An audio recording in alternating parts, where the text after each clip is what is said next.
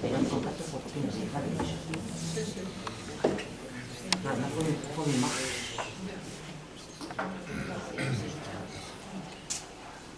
Bueno, pues buenas tardes, bienvenidas y bienvenidos al último día de este ciclo de conferencias de migración y asilo. Como veis en el cartel original eran 3 ponentes, pero bueno, ha habido que ajustar y ayer vino uno de ellos y hoy estamos con estos 2 invitados, José Luis y Ana Isabel.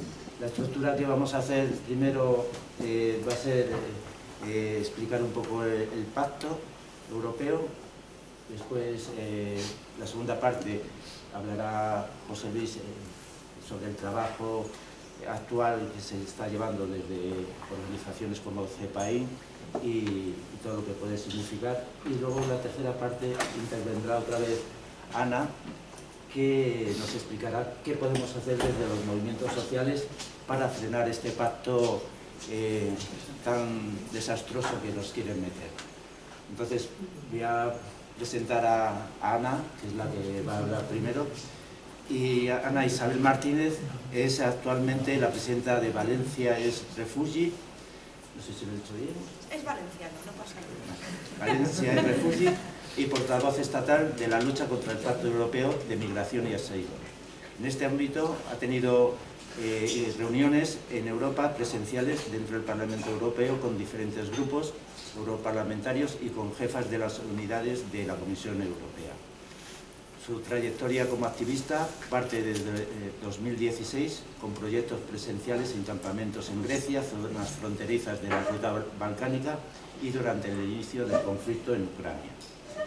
Siempre de manera independiente como ciudadana autoorganizada y fuera del sistema de subvenciones gubernamentales.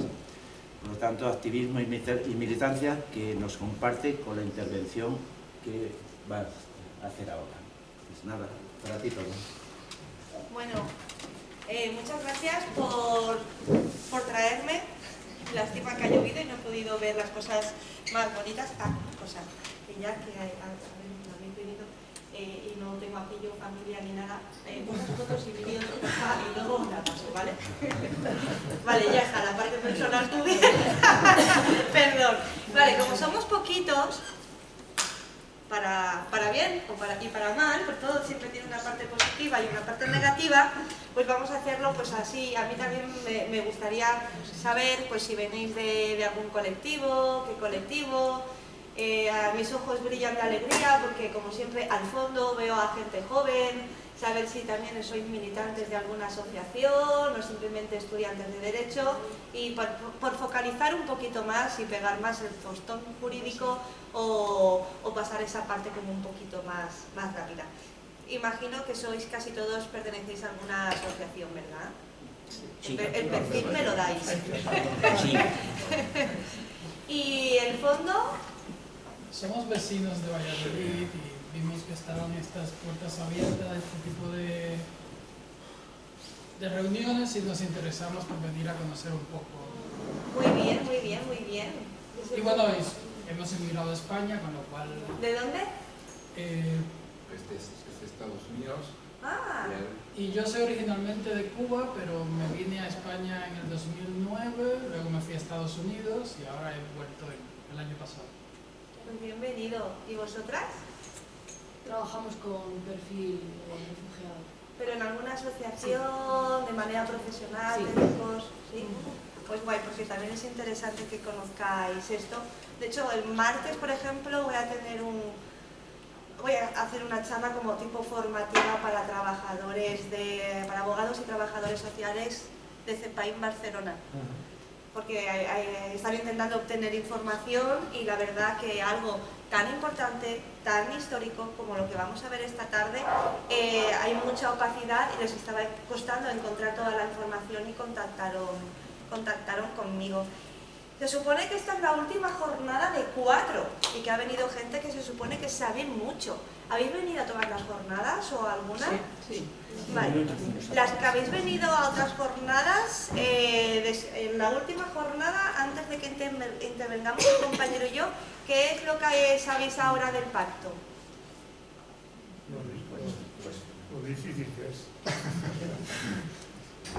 pero sabéis bueno, vamos a hacer un repaso súper rápido porque se supone que no era la parte que tocaba hoy, pero es que creo súper importante que la verdad de lo que contiene el Pacto Europeo de Migración y Asilo, yo no puedo desaprovechar absolutamente ninguna oportunidad, porque vosotros y vosotras también tenéis derechos, y uno de esos derechos es derecho a la verdad. Y una vez que la gente conoce la verdad, será libre de decidir qué actitud tomar ante las cosas.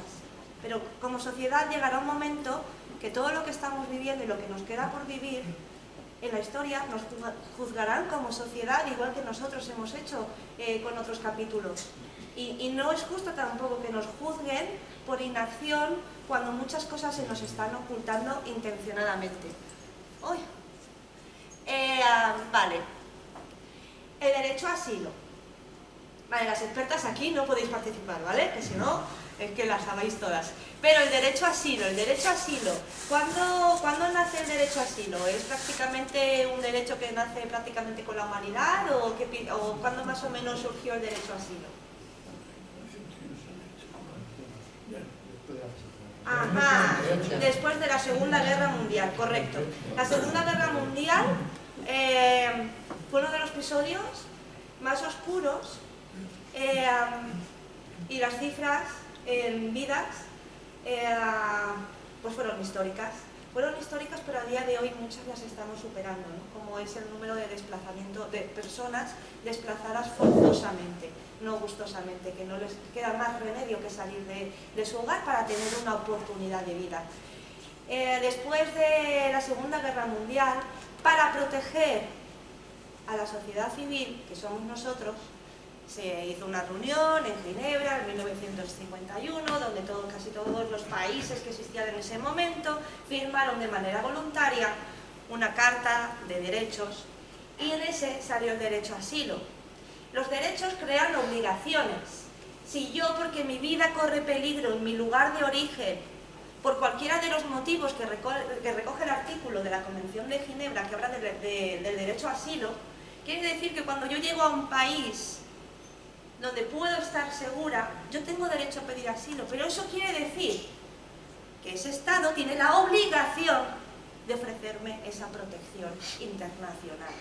Es decir, hay cosas, cuando hablamos de derechos, que no son debatibles. Tú no puedes elegir si me acoges o no, porque los derechos generan obligaciones, es bilateral. Y un derecho que nace de la muerte de 100 millones de personas, solo por el origen que tiene, debería ser lo suficientemente importante como para que no lo tomemos en serio. Y porque cuando permitimos que algunos derechos se vacíen de contenido, pensando que no los necesitamos aquí y ahora, es peligroso porque creamos un precedente. En el momento que permitimos que se toque un derecho, os aseguro que los demás van a caer en cascada. Pues lo que hemos dicho nace de la muerte de 100 millones de personas, el marco legal, artículo 14 de la Declaración Universal de los Derechos Humanos, Convención de Ginebra, la Carta de los Derechos Fundamentales, inclusive la Constitución Española, que ahora vuelve a estar también de moda en algunas concentraciones. Está totalmente blindada a nivel jurídico el derecho a asilo, porque no es un derecho cualquiera. ¿Por qué es tan grave el tema del pacto? De los 30 artículos que tiene la Declaración Universal de los Derechos Humanos, sabemos que prácticamente todos los derechos son vulnerados, en mayor o menor medida, pero todos los derechos se vulneran. El problema del Pacto Europeo de Migración y Asilo es que va a ser la primera vez que van a legalizar las vulneraciones y que además se lo cargan. Y ahora os explicaré por qué. El pacto. Uy, la bandera se me ha cortado. Vale, el pacto muy por encima, si alguien quiere puede hacer fotos o luego podemos pasar resúmenes que tenemos hecho, tenemos un PowerPoint muy extenso con toda la información, consta de 14 expedientes, 5 de ellos son legislativos, que son lo que se llama el corazón del PEMA. Utilizan la palabra PEMA como MENA para que no hagamos asociación mental de lo que estamos hablando, entonces vamos a decir pacto por no decir todo el rato Pacto Europeo de Migración y Asilo, pero me voy a negar a utilizar la palabra PEMA, igual que me niego a utilizar la palabra MENA para que parece que ya no sabemos de lo que estamos hablando. Estos serían los 5 expedientes legislativos y luego hay otros no legislativos. Prácticamente ya se han acordado todos los expedientes, quedan muy poquito. Justamente ayer fue una fecha muy importante, votó sobre lo acordado ya el Consejo de Justicia y esto va a pasar a su fase final, que es debate y votación en el Parlamento Europeo por los 3 entes en el último pleno de abril, porque luego junio ya son preelecciones y entonces la actividad europarlamentaria pues, en abril ya acaba. Y si es todo lo que vamos a ver ahora ve la luz, se va a empezar realmente un nuevo capítulo en la historia moderna de Europa. Esto es muy importante y hay un gran desconocimiento sobre lo que estamos hablando esta tarde. Vale, he hecho un resumen, súper resumen, porque no era como el objetivo principal de esta tarde, pero es que tengo que contarlo. Vale, desde la Segunda Guerra Mundial toda persona tiene derecho a pedir asilo, toda persona que reúna los requisitos, evidentemente. Vale, con el pacto, el derecho a asilo deja de ser universal. Es decir, la Comisión Europea, el Consejo de Justicia y primeros ministros de los 27 Estados miembros han realizado un listado de 30 países que consideran seguros. Si tú llegas a frontera y pides asilo, si eres de ese listado, devolución en caliente o a tercer país seguro, que yo lo de la seguridad, no sé, es un concepto que la Unión Europea utiliza un poco de una manera diferente a lo que utilizo yo. ¿Qué pasa? En este listado de países seguros hay mujeres que huyen por el hecho de ser mujer, huyendo de matrimonios forzosos, con sus hijas en brazos para que no le practiquen la ablación, para que no le corten los genitales con una cuchilla. Vale, pues estas mujeres, o para que no les la piden, porque consideran que han sido adúlteras, vale, pues todas estas mujeres ya no van a tener refugio, ni allí ni aquí, si pertenecen a ese listado. Es decir, el derecho a asilo se podrá ejercer según de donde seas, ya no va a ser universal. Esto no ha pasado hasta ahora desde la Segunda Guerra Mundial. No había pasado hasta ahora y esta información se ha ocultado de manera totalmente intencionada y muy bien, por cierto, que nos ha costado muchísimo encontrar todo, a la sociedad. Vale. Ahora mismo, por ejemplo, devoluciones en caliente, paradas raciales, deportaciones express, deportaciones colectivas, son cosas que sí, que se realizan. En Frontera Sur, por ejemplo, pues se hacen, pero son ilegales. Son ilegales porque si tú haces una devolución en caliente, se entiende que dentro de ese grupo puede haber menores, víctimas de trata, heridos graves, personas susceptibles de pedir asilo. Entonces, si tú no haces un estudio individual y haces una devolución colectiva, una devolución en caliente, por eso son ilegales hasta ahora. Con el pacto serán legales, porque será un screening, una criba por nacionalidad y no por necesidades de la persona. No se estudiarán los casos de manera individual. Al ser ilegales, antes hemos llevado a tribunales a nivel europeo, al gobierno español por estas prácticas. Esto ya no lo vamos a poder hacer. De hecho, hace 2 meses la Corte Penal Europea sacó un comunicado, lo cual tampoco se ha enterado nadie, donde dice que todo lo que tenga que ver con devoluciones en calientes y naufragios en mar por omisión de auxilio ya no serán admitidos a trámite en el Tribunal Europeo. Eso lo sacan a la luz, no se entera nadie, con la gravedad, porque no estamos hablando de cualquier cosa, es que de lo que estamos hablando son de vidas, son de personas como nosotros, que les duelen sus hijos como a nosotros y que tienen derecho a seguir vivos como nosotros. Pues todo esto, ya te digo, no se está contando prácticamente nada. Además de que estas prácticas serán legales, estarán extrafinanciadas. Y ahora seguiremos contando por qué. Vale, imaginad, llega un grupo a frontera. Esto se va a aplicar a las 3 fronteras posibles, que es terrestre, como las vallas, marítimo, rescates marítimos y en aeropuertos. ¿Vale? De hecho, ya estamos viendo algunas cositas que antes no estaban pasando. ¿vale? Hay pasitos hacia el PEMA, aunque el PEMA todavía no es efectivo y luego habrá unos 2 años y medio hasta que cada Estado miembro empiece a desarrollar sus leyes. Pero nada, aquí como tenemos a Marlaska, pues ya estamos andando para allá. ¿Se ha notado? Por cosa. Vale. ¿Eres de país seguro? Para tu casa. Luego hacen otro listado. Le llaman proxy. Hay un listado de nacionalidades cuyo proxy es inferior al 20%. ¿Qué quiere decir esto? Que esas nacionalidades, las solicitudes admitidas favorablemente, o sea que le han dado o bien protección internacional o subsidiaria o cualquiera de sus figuras, es inferior al 20%. Esos países, o sea, las personas de esos países pasarán a lo que se llama un procedimiento acelerado. Se estudiarán los casos de 1 millón de personas en 6 semanas porque nosotros lo valemos. No lo van a estudiar en cualquier sitio. Lo van a estudiar estos casos, que si ahora tardan 4 años y te llega una carta tipo, pues en 12 semanas tiene que ser flipante lo que vaya a pasar. Estos estudios acelerados se van a aplicar en centros de régimen cerrado, privados de libertad, sin haber cometido ningún delito, cuando es la pena máxima ante delitos, no por faltas administrativas como ya tenemos. Y no solamente eso, estos centros de detención estarán fuera de territorio europeo. Es decir, Italia está haciendo sus primeros pinitos. Italia está construyendo en Albania macrocárceles. Esas cárceles, para personas que han conseguido sobrevivir a guerras, a persecuciones políticas, por orientación o identidad sexual, esas cárceles de Albania, dentro de la cárcel será suelo, ese suelo es de jurisdicción italiana. Los albanos no pueden entrar ni mandar. O sea, todo un experimento lo que está trayendo el PEMA y lo que puede llegar a suponer. Vale, además hay una cosa muy importante a tener en cuenta. Todo lo que estoy diciendo se aplica a todas las personas y niños y niñas hasta 6 años de edad. Vamos a tener a niños y niñas de hasta 6 años en cárceles, en países donde no se respetan los derechos humanos, financiado con nuestros impuestos y ocultándonos esa información.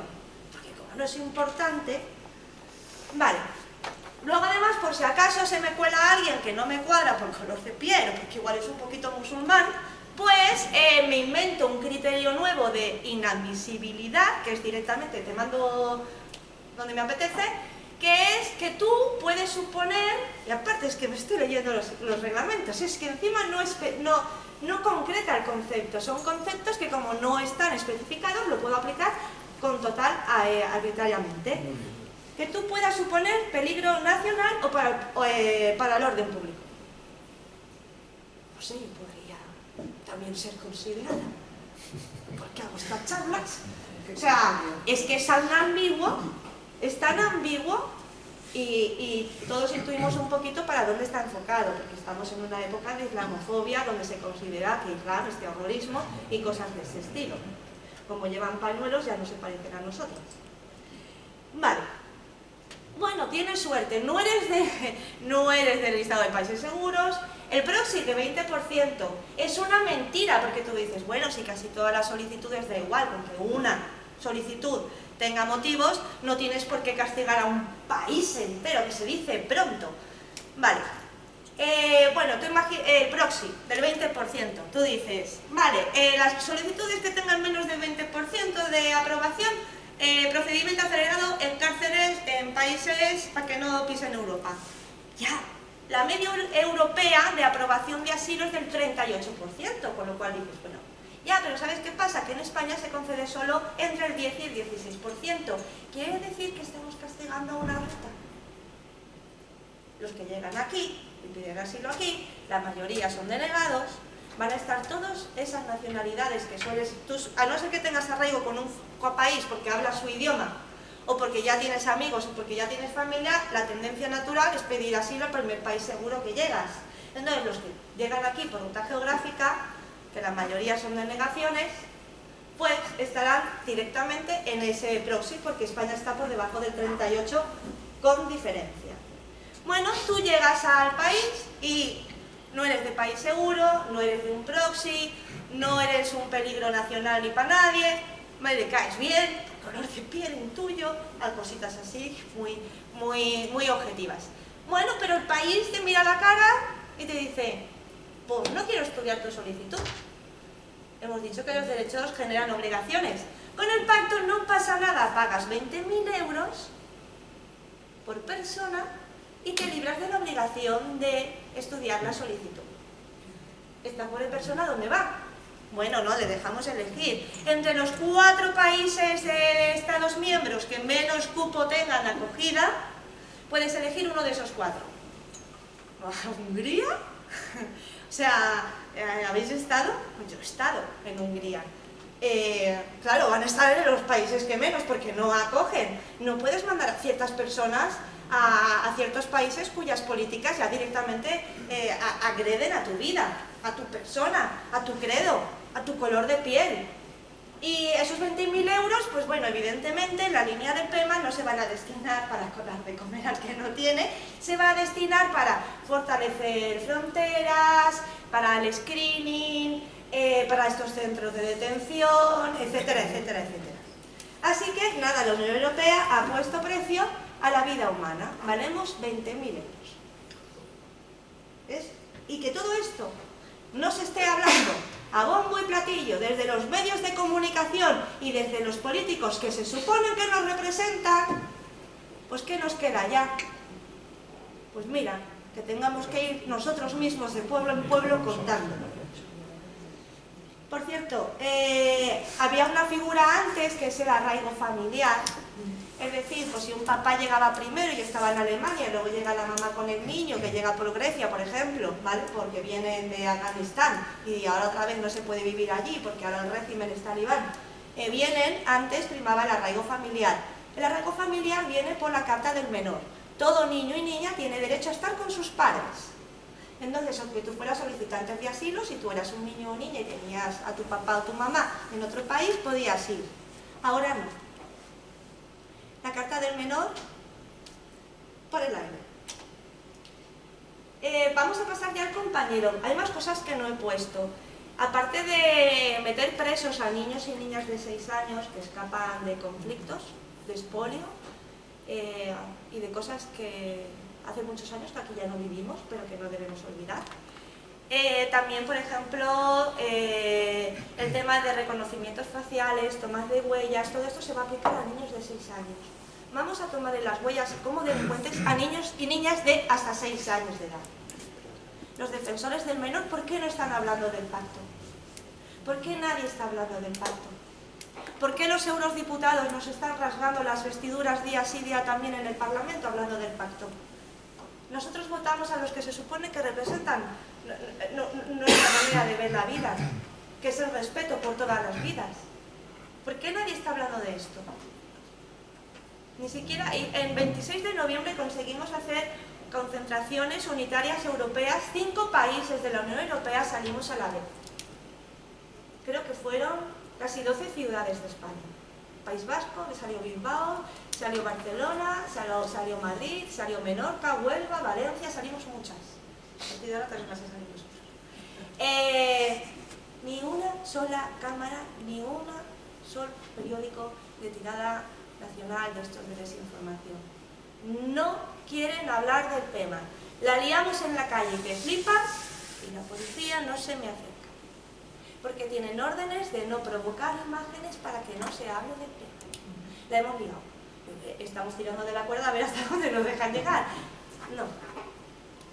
Llevo muchos años, casi 15 años, organizando concentraciones y manifestaciones y muchos de aquí sabéis cómo funciona. Mi obligación no es pedir permiso, quitaros eso de la boca para siempre, es comunicar, porque la calle es nuestra, yo comunico para que tomen las medidas que tengan que tomar. Y el que comunica pone su nombre, su DNI y su teléfono.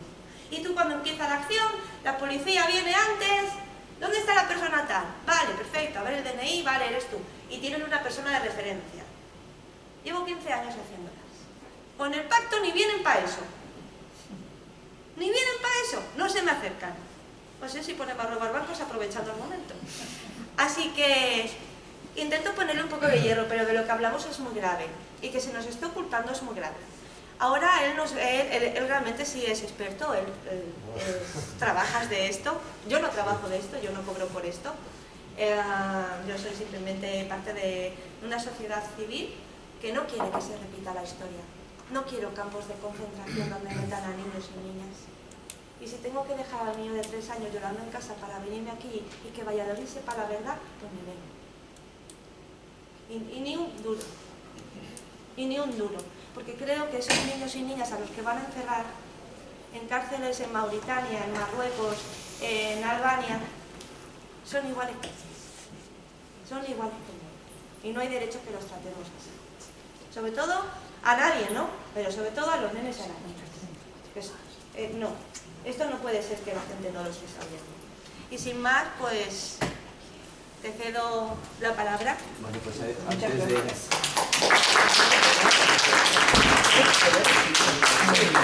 Luego podemos preguntar y coloquiar y de todo, ¿eh? Que tenemos a acabar. Bueno, pues antes de darle la palabra a José Luis, voy a hacer una pequeña reseña. Bueno, él es abogado colegiado en el Colegio de Abogados de Valladolid desde julio de 2007, tiene despacho profesional aquí en Valladolid, es abogado de protección internacional y atención humanitaria en Fundación CEPAIN de Valladolid desde junio de 2020, coordinador estatal del Servicio de Atención Jurídica de la Fundación CEPAIN y colaborador mediante convenio con el CITE, que es el Centro de Información a Trabajadores Extranjeros, de Comisiones Obreras de Castilla y León en materia de extranjería y nacionalidad española. Pues todo tuyo. Bueno, pues muchas gracias a todos y a todas por vuestra presencia, por estar aquí acompañándonos en esta tarde de hoy. Quería, claro, primero, en nombre de Fundación CEPAIN y en el mío propio, pues agradecer esta invitación que nos habéis brindado para tratar un tema tan crucial y tan importante como es el de los movimientos migratorios y el asilo.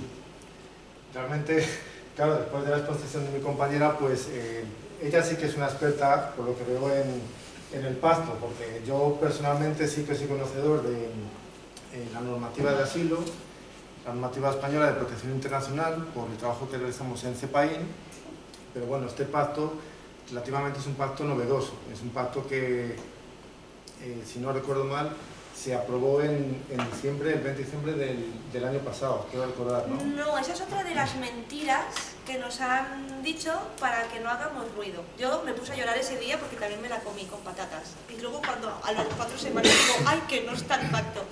El 20 de diciembre del año pasado se terminó de acordar los 5 reglamentos que son el corazón. Pero realmente la fase final la tenemos en abril. Pero yo lloré ese día como una magdalena, porque me creí que ya estaba y que yo ya no podía hacer nada más y que todas no podíamos hacer nada más y el horror que se avecinaba y bueno, todo el día llorando. Bueno, yo conozco ese pacto prácticamente por lo que se dice en prensa, ¿vale? Pero lo que se dice en prensa es tan limitado que al final el contenido preciso de cada reglamento y qué dice la normativa pues es un poco ambigua, opaca, porque tampoco creo que entrando en las páginas del Consejo Europeo, del Parlamento, puedes ver detalladamente ese contenido, ¿no?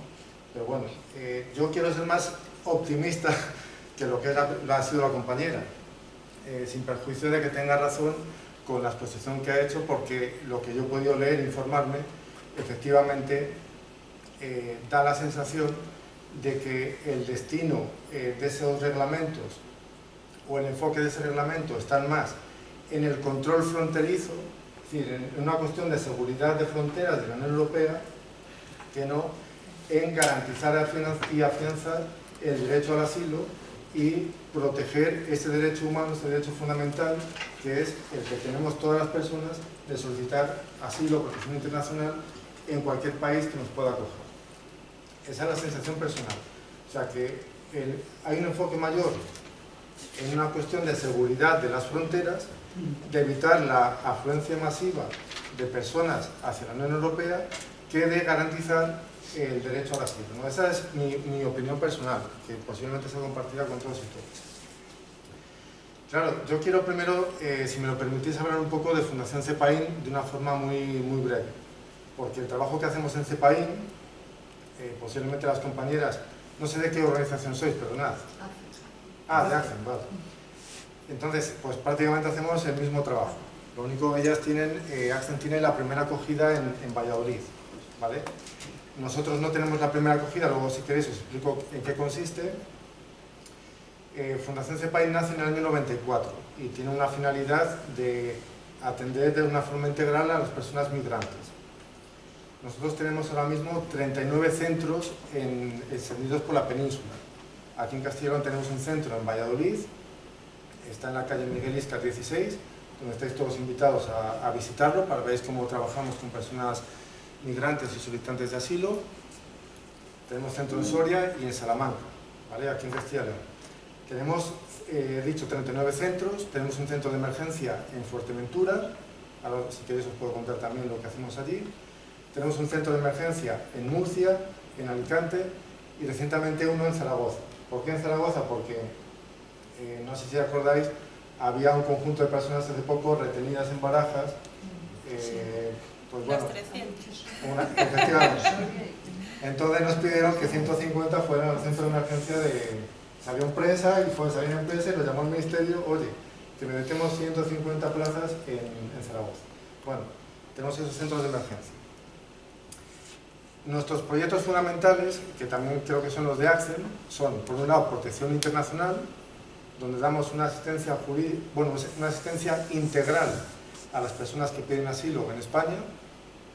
Cuando digo una asistencia integral, me refiero a atención psicológica, formación, clases de español, orientación laboral, servicio jurídico, trabajadores sociales. Es decir, se trata de que durante estos 18 meses que una persona puede estar en el programa de protección internacional, se la pueda integrar dentro de la sociedad española, buscando un empleo, siempre, claro, intentando garantizar el buen fin de su solicitud, que es que la den protección internacional, ¿vale?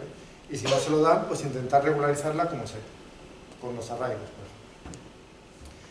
Y luego desarrollamos otro programa que es el de atención humanitaria, que este programa está destinado a prestar una asistencia, también de forma integral, a las personas que entran por costa al territorio español. En este caso, todos conocéis la crisis que ha habido en Canarias, que sigue existiendo.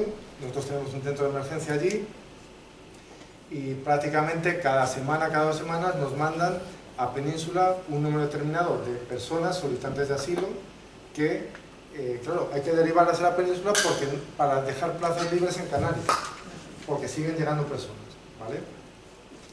Entonces, claro, esos son los 2 programas fundamentales que nosotros desarrollamos.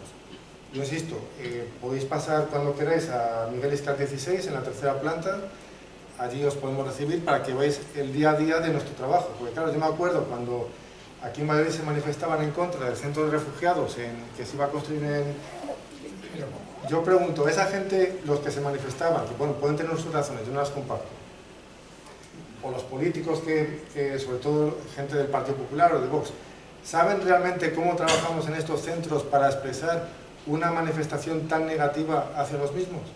Yo creo que no lo conocen, porque si lo conocieran realmente, la opinión fuera contraria, es decir, fuera una opinión más favorable. Lo único, yo creo que hay un perjuicio hacia la persona extranjera, y desde mi punto de vista, y la conclusión que yo saco, es que quizá ese rechazo a la persona migrante no viene tanto por su color de piel, por una cuestión racial, sino más bien por un rechazo por su situación, por su capacidad económica. Es decir, lo que Adela Cortina llamaba la aporofobia, el rechazo al pobre. O sea, yo creo que es más, ese rechazo a los movimientos migratorios es más por ese rechazo a las personas con pocos recursos económicos que no a las personas por su color de piel. Porque a otras personas, con independencia de su color, pues les reciben de otra forma. Entonces, bueno, a mí me hubiera gustado que estas personas vieran cómo trabajamos en estos centros para que supieran realmente la atención que se presta. Y luego, a título individual, yo os puedo contar que yo he atendido a muchas personas, por ejemplo, como las compañeras de Mali, países africanos, y estas personas consiguen integrarse en la sociedad española.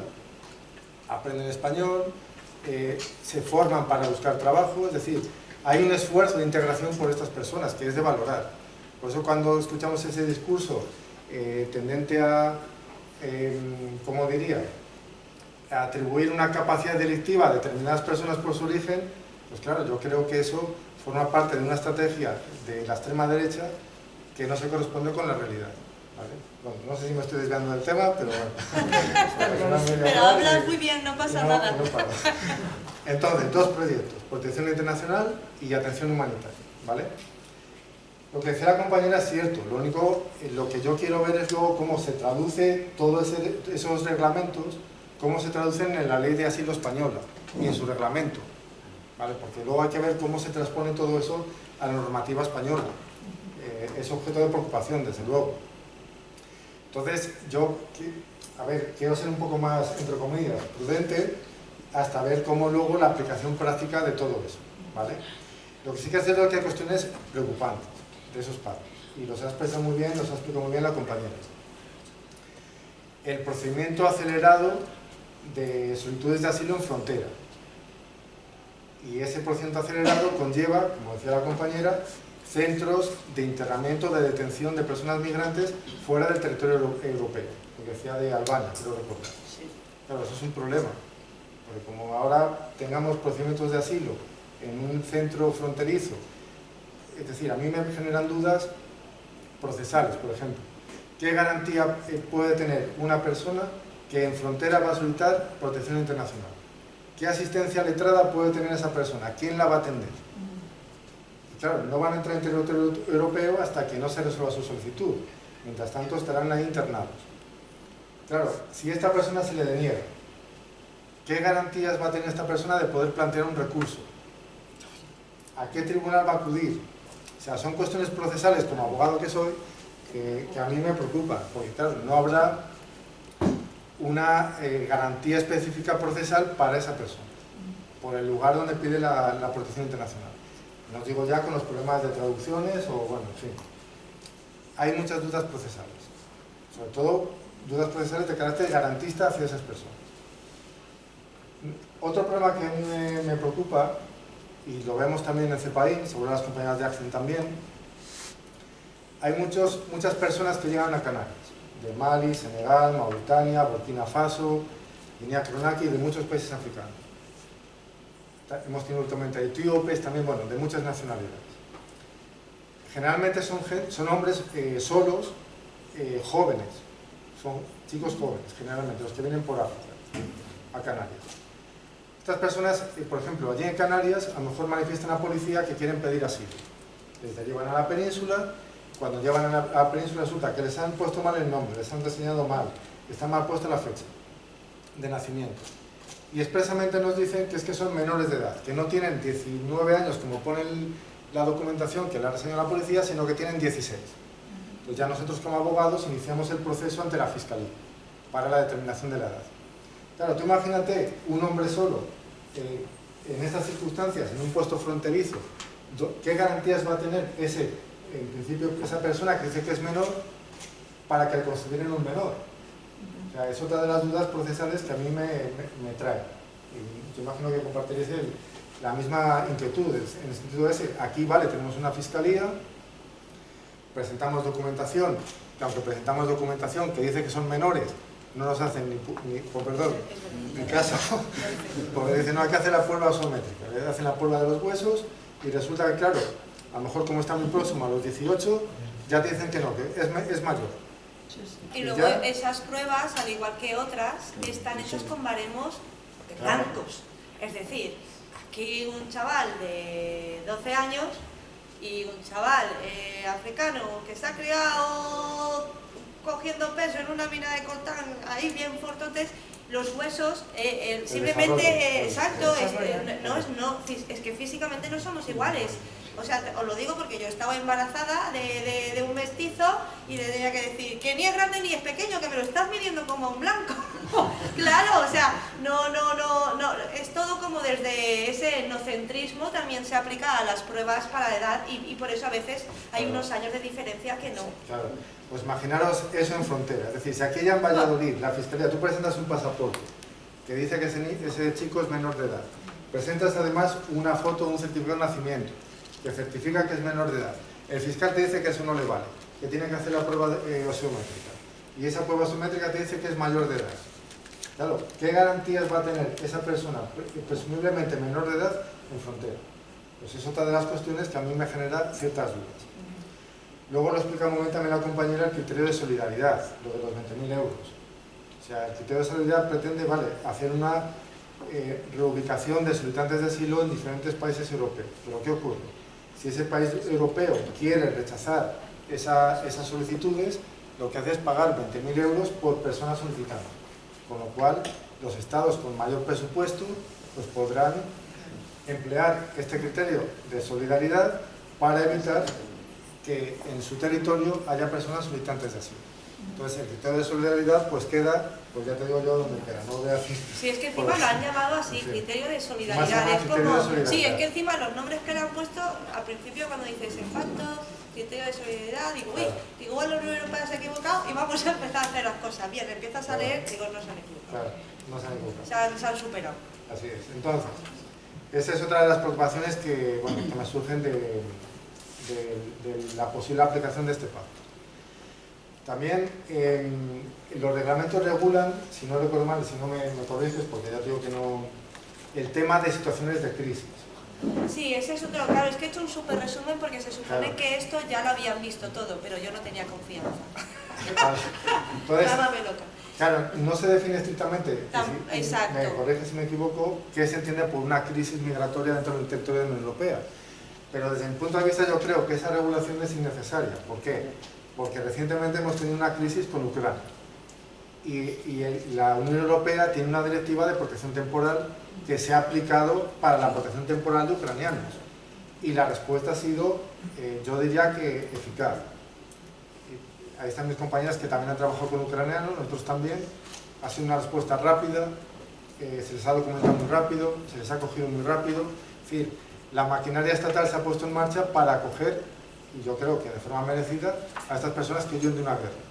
Por lo tanto, si tenemos un procedimiento de protección temporal urgente recogido en una directiva para que una regulación de una situación de crisis, que además está invitando o puede invitar a los Estados miembros de la Unión Europea a no aplicar la normativa de asilo de forma arbitraria.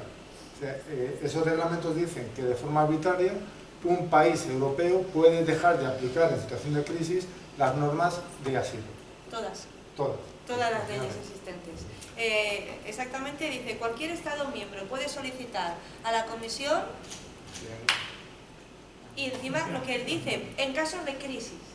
Pero no te dice lo no te que dice es. que es una crisis. Es como lo de, no, es peligro nacional o parador, pero tampoco te especifica qué criterios tiene que seguir para entrar en ese criterio de inadmisibilidad. Así es todo el tema.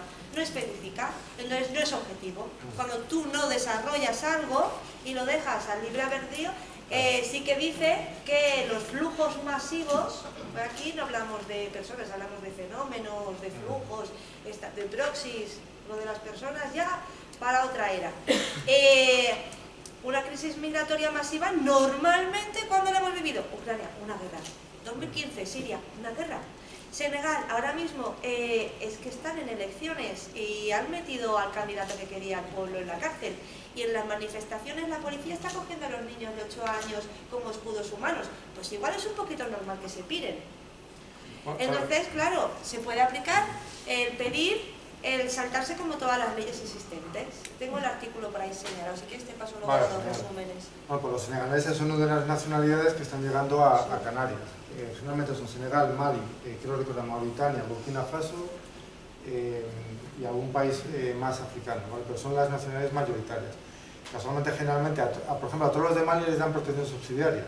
O sea que, vale, yo te la tengo en frontera, pero yo sé que te voy a dar luego tal, ¿no? Pero bueno.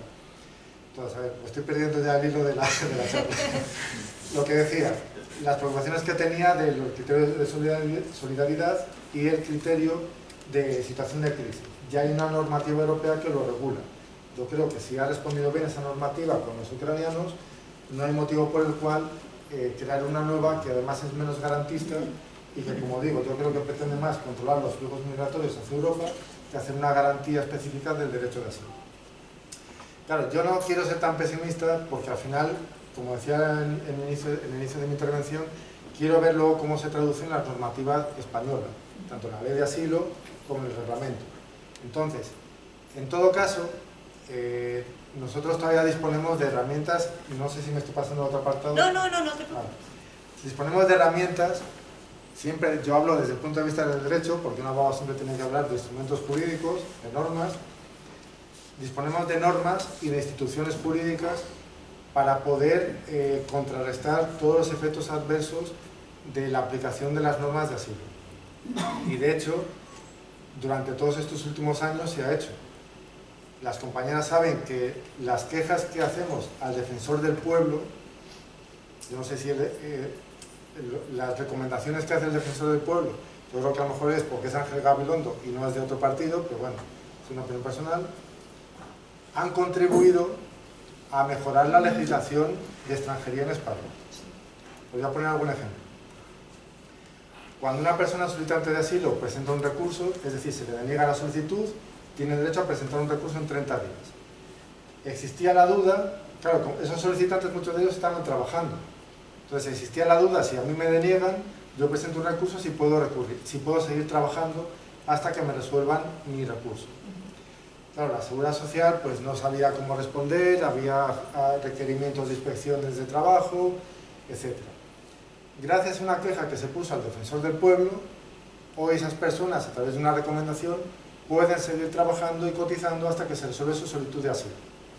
Por lo tanto, utilizamos la vía de la queja al defensor del pueblo, que elaboró una recomendación al Ministerio, el Ministerio hizo una instrucción y gracias a esa queja se puede seguir trabajando los solicitantes de asilo. Por tanto, hay ese instrumento. Otro ejemplo, lo de los arraigos, el arraigo laboral. Gracias a una queja que se hizo al defensor del pueblo, ahora es posible presentar el arraigo laboral con la renuncia de la solicitud de asilo. Antes extranjería te ponía problemas, incluso a veces renunciando te decían que no, porque tenías el recurso, ¿vale? Entonces ahora ya con la renuncia expresa te permiten presentar un arraigo laboral. Por lo tanto, gracias a esa queja, el defensor del pueblo hizo una recomendación que se tradujo en una instrucción, etc. También los tribunales son otro instrumento, porque la reforma que hubo del reglamento de extranjería del arraigo laboral precisamente fue por una sentencia del Tribunal Supremo, que dijo que con 6 meses cotizados, con la tarjeta roja de asilo, puedes pedir luego el arraigo laboral. Entonces, yo no quiero ser tan pesimista, porque disponemos de instrumentos jurídicos para contrarrestar lo que pueda venir en el futuro. También está el Tribunal Europeo de Derechos Humanos, que yo imagino que algo tendrá que decir al respecto. Es decir, se supone que son instituciones independientes, que es un órgano judicial cuya misión exclusiva es la aplicar el Pacto Europeo de los Derechos Humanos, la Carta de Derechos Humanos Europea, y en ese sentido, y confío, Ana, que por lo menos sea... No perdamos la esperanza no de perdamos la todo. esperanza. Entonces nada, gracias por escucharme, me podéis preguntar lo que queráis y seguramente mi compañera sabe más que yo del tema, pero bueno, que... No. Muchas gracias por todo. A ti. Ha dicho un montón de cosas importantes. Es cierto que cuando son los que intentamos defender los derechos humanos, uno de los aliados imprescindibles son estas personas. Por eso yo cuando venía a la Facultad de Derecho tenía la esperanza de que vinieran más estudiantes y empoderarlos, pero no han venido pocos. Pero bueno, no pasa nada, habéis venido vosotras. Entonces, es porque es súper importante, porque es verdad, a ver, yo incluso cuando me fui, por ejemplo, a Ucrania, pues teníamos un grupo de expertos en derecho internacional detrás de nosotras, porque bueno, no hacemos cosas ordinarias, ¿vale? Pues mandando ubicaciones y recomendaciones y tal. Y es cierto que cuando empezamos con el tema, lo primero que hice fue contactar con mi grupo de expertos jurídicos que tenemos aquí en España, que hay un grupito que se creó para ayudar a activistas, y nos dijeron, nosotros todavía no podemos intervenir, nosotros, o sea, ahora es tu momento, nosotros por desgracia, hasta que el pacto no sea una realidad y se empiecen a crear leyes y se empiecen a aplicar, será cuando nosotros podamos llevar por vía judicial leyes que contradicen a leyes superiores, etcétera, etcétera. Pero es que hasta que todo eso no pase, no podemos llevar a juzgados algo que no ha pasado. Mire, señor juez, creemos que va a pasar esto. Y bien, ilusiones también. Sí. Claro, tenemos que llevar casos concretos. Que intuimos, a ver, si viviéramos en otro sitio, pero es cierto que en abril, cuando se vote el pacto, si al final tiene luz verde, el pacto no es ley, es fuente de ley. Es vinculante, son directivas de obligatorio cumplimiento, pero los Estados miembros son los que tienen que desarrollar las leyes. Lo malo es que el pacto es a mínimos. Es decir, los Estados miembros pueden empeorar la situación, pero no mejorarla. Esto entonces, y teniendo a Marlaska al volante, pues no sé, yo a lo mejor tampoco ya, pero porque ya sabemos un poquito en materia de extranjería las líneas que lleva esta persona, pero da igual, no hay que perder la esperanza, no hay que bajar los brazos. El pueblo es poderoso, los grandes cambios los hemos provocado nosotros, los de abajo. Intentan quitarnos eso de la cabeza desde que vamos al colegio. Oímos mil y unas veces, ¿para qué vas a hacer nada si no vas a cambiar las cosas? A mí todavía me lo dice mi madre, y he llegado a estar en el Parlamento Europeo. La mujer todavía no se da cuenta de que sí que podemos, que todas juntas somos fuertes. ¿Cómo? Con una loca que se está leyendo 4.000 páginas en inglés jurídico de expedientes, abogados, gente que lleva, gente que ha estudiado, que está en contacto con realidades, todas juntas, sumando nuestros conocimientos. Somos más fuertes que cada una por nuestro lado. Por desgracia, esto es histórico. Es la primera vez que se pretende, al menos es la pretensión, legalizar vulneraciones. Cargarse de un plumazo la universalidad de un derecho de la Declaración Universal. Esto es la primera vez desde la Segunda Guerra Mundial que pretenden hacerlo. Es momento de que volvamos a levantarnos todas, aunque estemos cansadas de la militancia de estos años, de militancia donde hemos visto poco, de militancia donde vemos que cada vez estamos más solas porque muy poca juventud se nos suma. Da igual, estemos en el momento que estemos, es hora de levantarnos. Porque por desgracia de lo que hablamos son de personas y de vidas que han sufrido muchísimo en su país de origen, que sufren muchísimo durante ese camino, cruzan desiertos, cruzan mares, ven morir a los suyos y tienen que seguir andando. Esas personas merecen en estos momentos, a unos meses de que esto pueda convertirse en una realidad, lo necesitan fuertes. Así que todo el mundo a tomar vitaminas porque esto solo acaba de empezar en esta ciudad. Actitud militante ante el pacto. No sé si daré al botón porque es que no me acuerdo que he puesto en las diapositivas. ¿Me voy a ver? Ah, bueno, me he puesto ahí como los apuntes. Menos mal, es que digo, qué susto que yo no me acuerdo. Vale. Para mí es importante, no importante hablar de mí, no hemos llegado a esos extremos, pero sí es importante que sepáis, antes de ver lo que vais a ver a continuación, por ejemplo, yo no trabajo de esto. Yo no he acabado ninguna carrera universitaria porque me quedé embarazada pronto, porque pues vivan los 90. Hay que decirlo todo, hay que ser sincero con el público para que nos perciban de verdad. Yo tengo una enfermedad autoinmune, se llama lupus, que hace que todos los días esté cansada y con dolores de las cejas hasta los pies. No hablo idiomas. Si me oís hablar el inglés que yo practico, pierdo toda credibilidad ya delante de ustedes. Lo hablo muy mal y no hablo nada más. Valenciano, lo entiendo, tampoco lo hablo. Soy pobre, quiero decir, no llego a final de mes, tengo trabajos precarios y muchas veces me despiden porque estoy siempre, oye, el jueves por la tarde no me pongas a trabajar que me voy a Valladolid. Oye, el martes por la tarde no me pongas a trabajar y entonces me dicen, cariño, a tu casa. Pierdo trabajos por hacer esto. Si una persona tan poco cualificada como yo puede hacer lo que estoy haciendo en estos momentos respecto al pacto, solo tiene una traducción, que absolutamente todas las personas pueden, porque de verdad que soy de las menos cualificadas, que soy cabezona, muchísimo. Y yo he dicho, esto no se firma, y a lo mejor al final no se firma, aunque sea una batalla. Y no me pongo límites. Cuando empezamos con el tema del pacto, dije, influencia de voto en el Parlamento. Y todos mis amigos me miraron que ya está, pero ¿cómo? Y hemos llegado al Parlamento. Y yo dije, ¿veis? O sea, no nos pongamos límites. Tenemos mucho poder, mucho. Y juntas, más, ¿vale? ¿Qué hemos hecho? Yo me enteré por una llamada anónima, recibo llamadas muy raras porque mi teléfono es universal, el primero de los reglamentos, que ya se empezó esto a hacer en serio, fue en junio del año pasado, ¿vale? Y me llaman, ¿qué sabes de esto? Y yo, nada, y me dijeron, investiga, y me colgaron, en lo cual despertó todo mi interés. 4 personas empezamos a buscar información, como bien has dicho, estos expedientes que nacen del Parlamento Europeo, deberían de ser accesibles, públicos. ¿Qué?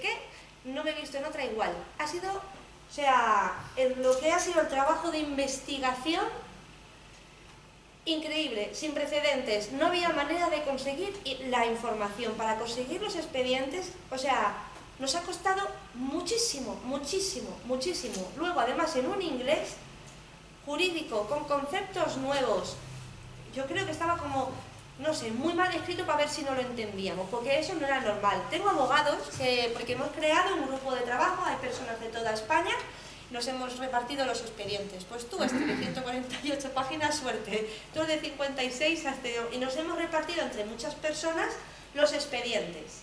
No hemos acabado aún el trabajo. Todavía estamos en ellos, ¿vale? Y hacemos resúmenes, y de esos resúmenes hicimos un PowerPoint sin nombre ni logos para que fuera una herramienta para todo el mundo.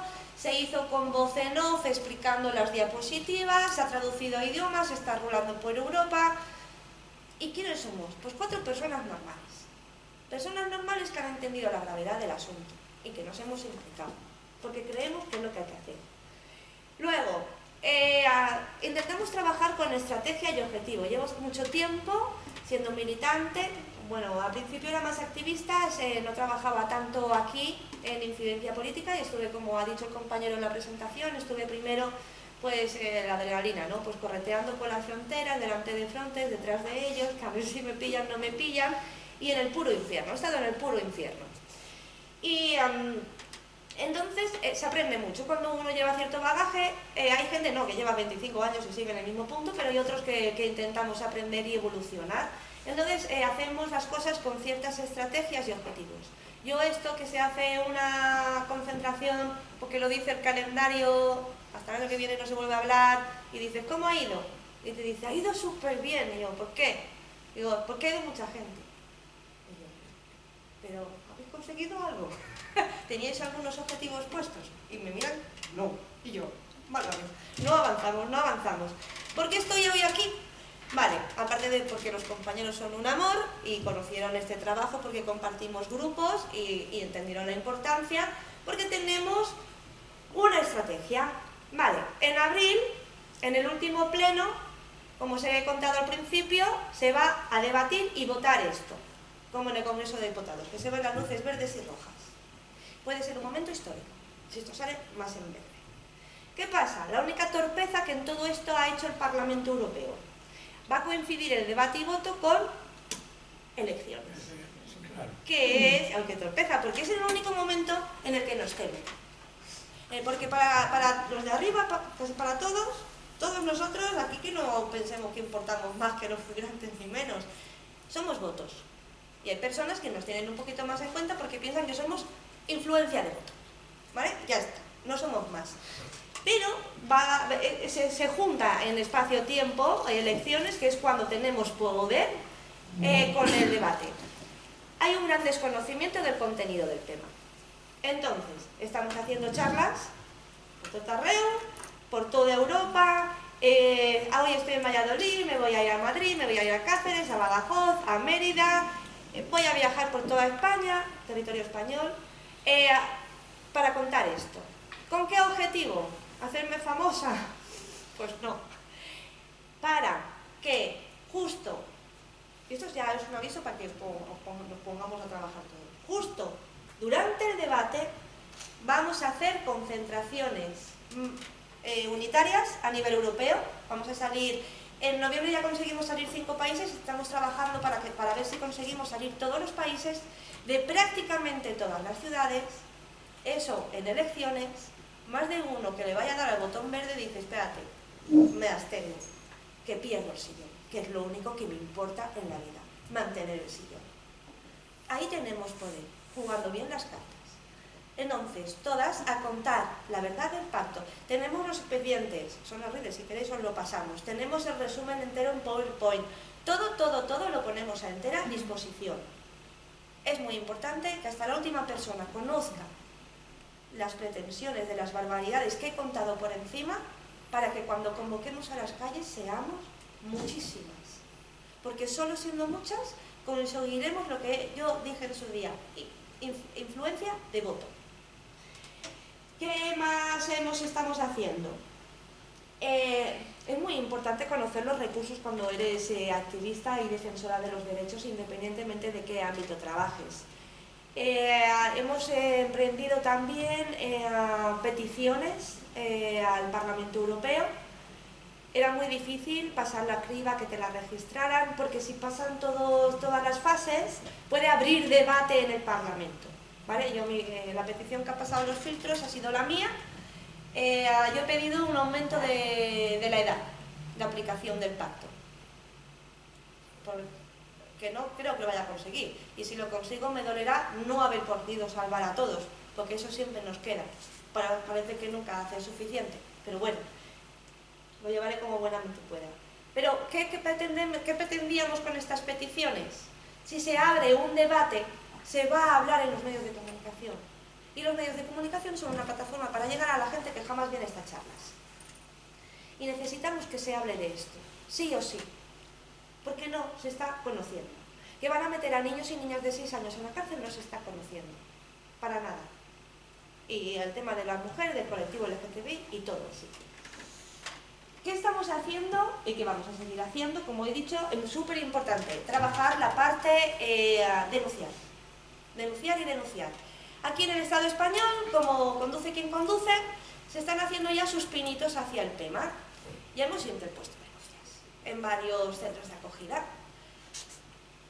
Esto no lo grabéis. ¿Cómo? Apaga la cámara. No pasa nada, así yo voy a quedar descubierta. ¿Cómo solemos llegar a denunciar prácticas que se están dando ya en algunos centros de acogida? Voy a decir solo un nombre porque se ha hecho mediático, por desgracia. El centro de Alcalá de Henares. Hay más, ¿eh?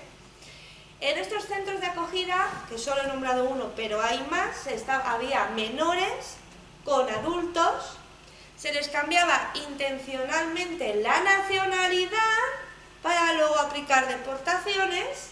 Incluso tengo fotos donde se les numeran, como los nazis. No he podido hacer públicas esas fotos porque dije, si publico las fotos, que siempre las hago simbólicas, nunca pongo, eran todas las manos en círculo con los números que les habían puesto. Pero dije, hostia, si publico la foto para denunciar, van a por el número, van a saber quién es, y a mí sobre todo lo que intentamos evitar a toda costa es que las personas que ya están sufriendo sufran las repercusiones de este tipo de denuncias. Vale, normalmente mi teléfono es de uso público, lo tiene media España o más. Entonces normalmente son trabajadores y trabajadoras de centros que cuando ven cosas que dicen yo no puedo vivir con esto, voy a llamar a Ana, no os preocupéis, yo denuncio por vosotras, desde Valencia Refugi que tenemos CIF, que tenemos abogados, trabajamos con Red Española de Inmigración, que es una asociación de abogados que se dedican a esto. Estamos llevando muchísimas querellas ya cara adelante, porque pues aquí se está intentando ya aplicar lo que estaba pasando en Barajas. Bueno, está siendo un descontrol un poco intencionado, porque yo me he apuntado aquí algunas cosas, ¿vale? Por ejemplo, se está hablando mucho de la crisis de Canarias, llegadas sin precedentes, llegadas masivas, nos invaden, no caben, se cae la isla. 2023, hemos acabado 2023, han llegado 38.000 personas a Canarias. Estas son cifras oficiales, no me estoy inventando nada. 2018 llegaron más de 60.000. Y no se oía nada, no hubo crisis. A ver si aquí lo del lenguaje lo utilizamos cuando queremos conseguir cosas, ¿vale? Porcentaje de personas migrantes de origen africano en España ahora mismo, de la totalidad de personas migrantes en territorio español, 7%. El 7% solamente es del continente africano. Bueno, de países neuroafricanos. ¿Dónde está la invasión? O sea, si un 7% es una invasión, cuando nos llega un 15% nos caemos para atrás. Pero si vienen 8 millones de ucranianos, la palabra masivo no se utilizó una sola vez. Entonces, el lenguaje lo cuidamos, no le seguimos el juego al sistema. Aquí no nos está invadiendo nadie ni está llegando masivamente nadie. Los tienen hacinados para que den la impresión de que son un montón. Vale, vamos, una isla. Pero que no nos vendan la moto. Y si queréis, luego en la ronda de preguntas os cuento qué pasó en 2018. Es que ahí se me cayó a mí el pelo. Cuando llegaron más de 60.000 personas, ¿por qué llegaron más de 60.000 personas? Y luego, por desgracia, el enfoque. A ver, yo trato de hablar solamente de contenido, porque me estoy estudiando los expedientes, me lo estoy leyendo página por página. Entonces, el pacto dice lo que dice, no hay lecturas ahí. Pero sí intuyo una lectura. Esa lectura, hay dos reglamentos que son de los menos famosos porque no son de los legislativos ni los que han salido tanto en la tele, son una cosa que se llama permiso único y tarjeta azul. Son dos cosas que en breve llegarán hasta vuestra vida, ¿vale? ¿A qué atiende esto? Es como un nuevo permiso. El permiso único es un permiso de residencia y trabajo que se puede pedir desde países en tránsito, como Libia, como Túnez, ahí afinaos. Si una empresa tiene la demanda, quiero trabajadores baratos en la construcción, 1000. Pues yo desde Libia mismo, pues hago la solicitud, me dan permiso, lo que se llama permiso único de permiso y trabajo, solo para trabajar ahí. ¿Y sabéis qué pasa cuando se acaba el trabajo? Deportación. Vuelves a Libia y te esperas a que haya trabajo. Yo no sé, pero eso sí que responde solo a un enfoque empresarial, económico y capitalista. Una de las charlas del pacto, no sé ya dónde, le hemos llamado Europa quiere... No, la nueva esclavitud del siglo XXI. Esto es el pacto. Refugiados a la carta.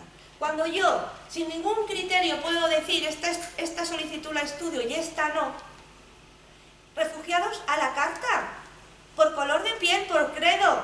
¿Qué pasa? ¿Que los queremos blancos, católicos y apostólicos? Ahora nos hemos traído los primeros de manera legal, digamos, de Nicaragua. Uy, qué raro que no ha sido de un país neuroafricano. Me ha sorprendido soberanamente. Claro, o de un país árabe, o de un país musulmán. No, de ahí no los van a traer, los han traído de Nicaragua, que el mismo derecho tienen a venir. Pero eso, el mismo derecho.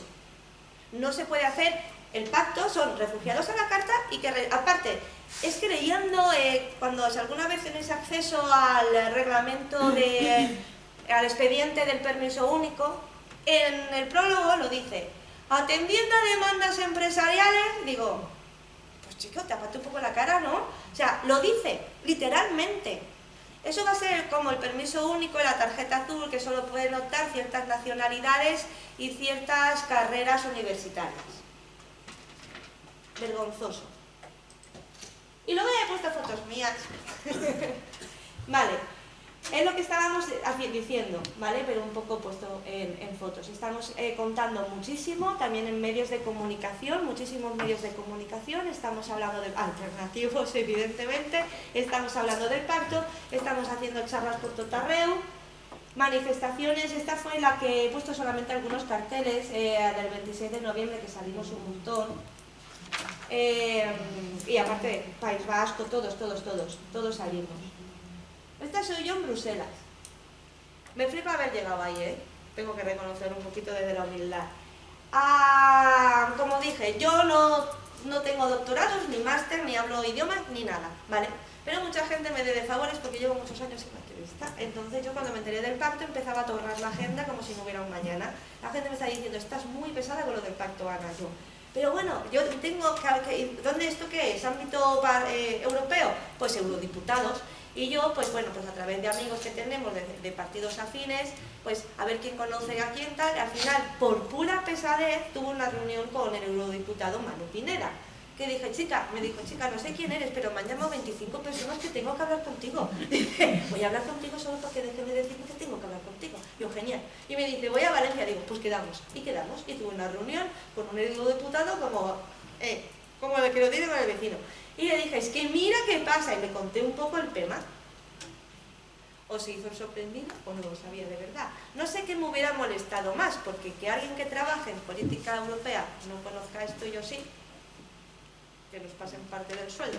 ¿Vale? Total, que el tío flipó con lo que le conté, y menos mal que la asesora sí sabía. Normalmente es que los asesores son los que trabajan, ¿vale? La asesora sí sabía y la miró, dijo, lo que me está contando es verdad. Y dijo, sí, es verdad, porque yo lo he comprobado todo. Y dijo, pues es que esto tiene que tener reuniones con más eurodiputados, porque esto hay que visibilizarlo, nos tenemos que unir a la lucha. Y me dice, la semana que viene tienes a Bruselas. Y yo, ¿a dónde? al Parlamento? Yo, claro que sí, hombre. Si me lo pagas tú, porque yo no cobro, pero intento no gastar tanto. Entonces fuimos, tuvimos, igual a sorpresa cuando llegué allí, tuve una reunión, es la foto esa que se nos ve en pequeñito. La mujer esa que veis es una comisaria jefe de la Comisión Europea. O sea, yo le llamo el mal. Porque le he tenido delante y de verdad, unas sensaciones muy raras, me noqueó, tenía una oratoria muy buena. Y tuvimos un careo ella y yo sobre el pacto. Les voy a contar solo 2 pinceladas, aunque luego si queréis una ronda de preguntas podemos hablar más de qué hablamos la jefa de unidad de migración y asilo de la Comisión Europea y aquí una ciudadana de a pie. En una de las cosas que yo le estaba recriminando de las 500.000 que tiene el pacto, me dijo, hombre, mujer, eso no es exactamente así. Y por cierto, lo tengo grabado.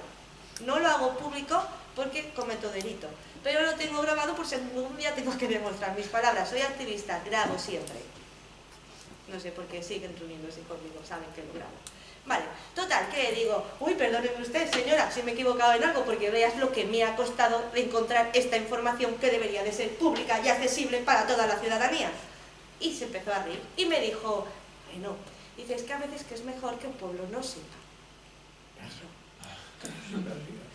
Me pegas porque me quieres. ¿Verdad? Un poco ese discurso. Dice, esto es muy complejo. Y va a decir, sí, sí, pero vamos, o sea, es nuestro derecho, coño. Dice, esto es muy complejo, es muy difícil que tantos países con tan diferentes políticas lleguemos a acuerdos. Dice, entonces lo que menos necesitamos es a la gente haciendo ruido en la calle. Y ahí me dio la pista. Si no era eso lo que querían, vamos a trabajar todos para que eso sea eso lo que tengan. Vamos a hacer ruido en la calle todos a la vez. Eso entre otras muchas lindezas. Pero sí, dijo que la opacidad del PEMA es por nuestro bien. Pues eso, incidencia política. En verdad el activismo es política. Hay que saber, pues eso, con estrategias, a cuándo tenemos que apretar, a quién, conocer quién trabaja en qué ámbito. No tiene sentido que a alguien que trabaja en vivienda le estés pidiendo por prestaciones de desempleo. Hay que conocer los cargos, quién es quién, para dirigir los tiros. Y nada, con esto, sin más, lo más importante. Yo creo en vosotros. Y la humanidad está a punto de escribir un nuevo episodio y os necesita, de verdad que os necesitan. Porque cuando, por ejemplo, hay un conflicto armado, normalmente es en un punto. Normalmente empieza en una fecha, a veces tarda mucho, pero a veces acaba. El pacto no. El impacto que va a tener el pacto es global, interseccional. Va a afectar a mujeres que huyen por el hecho de serlo, colectivo LGTBI, de refugiados a la carta, va a atender a órdenes empresariales y capitalistas. Luego todo afecta a todo afecta a todo. ¿Creéis que si hacen ese permiso único para atraer mano de obra barata, que es como van a ver a los migrantes a partir de ahora, cómo van a ser los salarios? ¿A qué edad nos vamos a jubilar? ¿Cómo van a ser las pensiones? Todo afecta a todo es interseccional, todas las luchas tienen que ver, porque al final todas las luchas acaban afectando de alguna manera a la otra. Tenemos que aprender a derribar muros entre nosotras y mi lucha es más importante que la tuya. No vamos bien, nos necesitamos. Es la primera vez, insisto, que se quiere legalizar las vulneraciones. Es la primera vez desde la Segunda Guerra Mundial que se quiere tocar el derecho a asilo. Nos ha tocado a nosotras y nos toca mover. El objetivo es este, hablar muchísimo del pacto. Yo os puedo ayudar para que habléis cualquiera de vosotras, porque las herramientas que hemos diseñado para difundir la información es totalmente gratuita. Estoy a total disposición para absolutamente todo. Ya os he dicho, el martes, por ejemplo, tengo una charla, pero interna, no es pública, con CEPAIN Barcelona, porque los trabajadores de ahí están muy interesados en conocer esto, porque se están dando cuenta que quieren información y que no les está llegando cuando tendrían que saber ya ciertas cosas, para lo que sea. Cosas que veáis que no están bien, llamadme.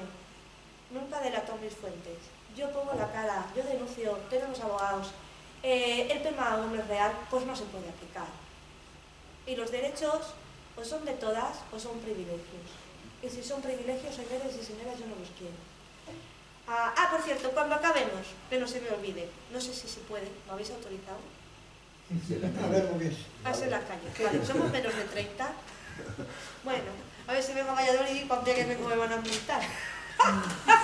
Capaz, lo estoy viendo venir. Bueno, como esto era una invitación a una militancia y un activismo proactivo en contra del pacto, esto es voluntario, no vamos a suspender ni nada al que no quiera participar de ello, pero los que de una manera simbólica quieran empezar hoy esa lucha contra el pacto euronazi, de migración y asilo, tenemos una performance súper fácil que estamos haciendo en todos los sitios. Se ha hecho en Menorca, se ha hecho en Huesca, lo hacemos en Valencia, le hicimos en la puerta del Parlamento y no nos pasó nada, ¿vale? Simplemente es muy fácil, escribimos un folio, escribimos Pacto Europeo de Migración y Asilo y le prendemos fuego.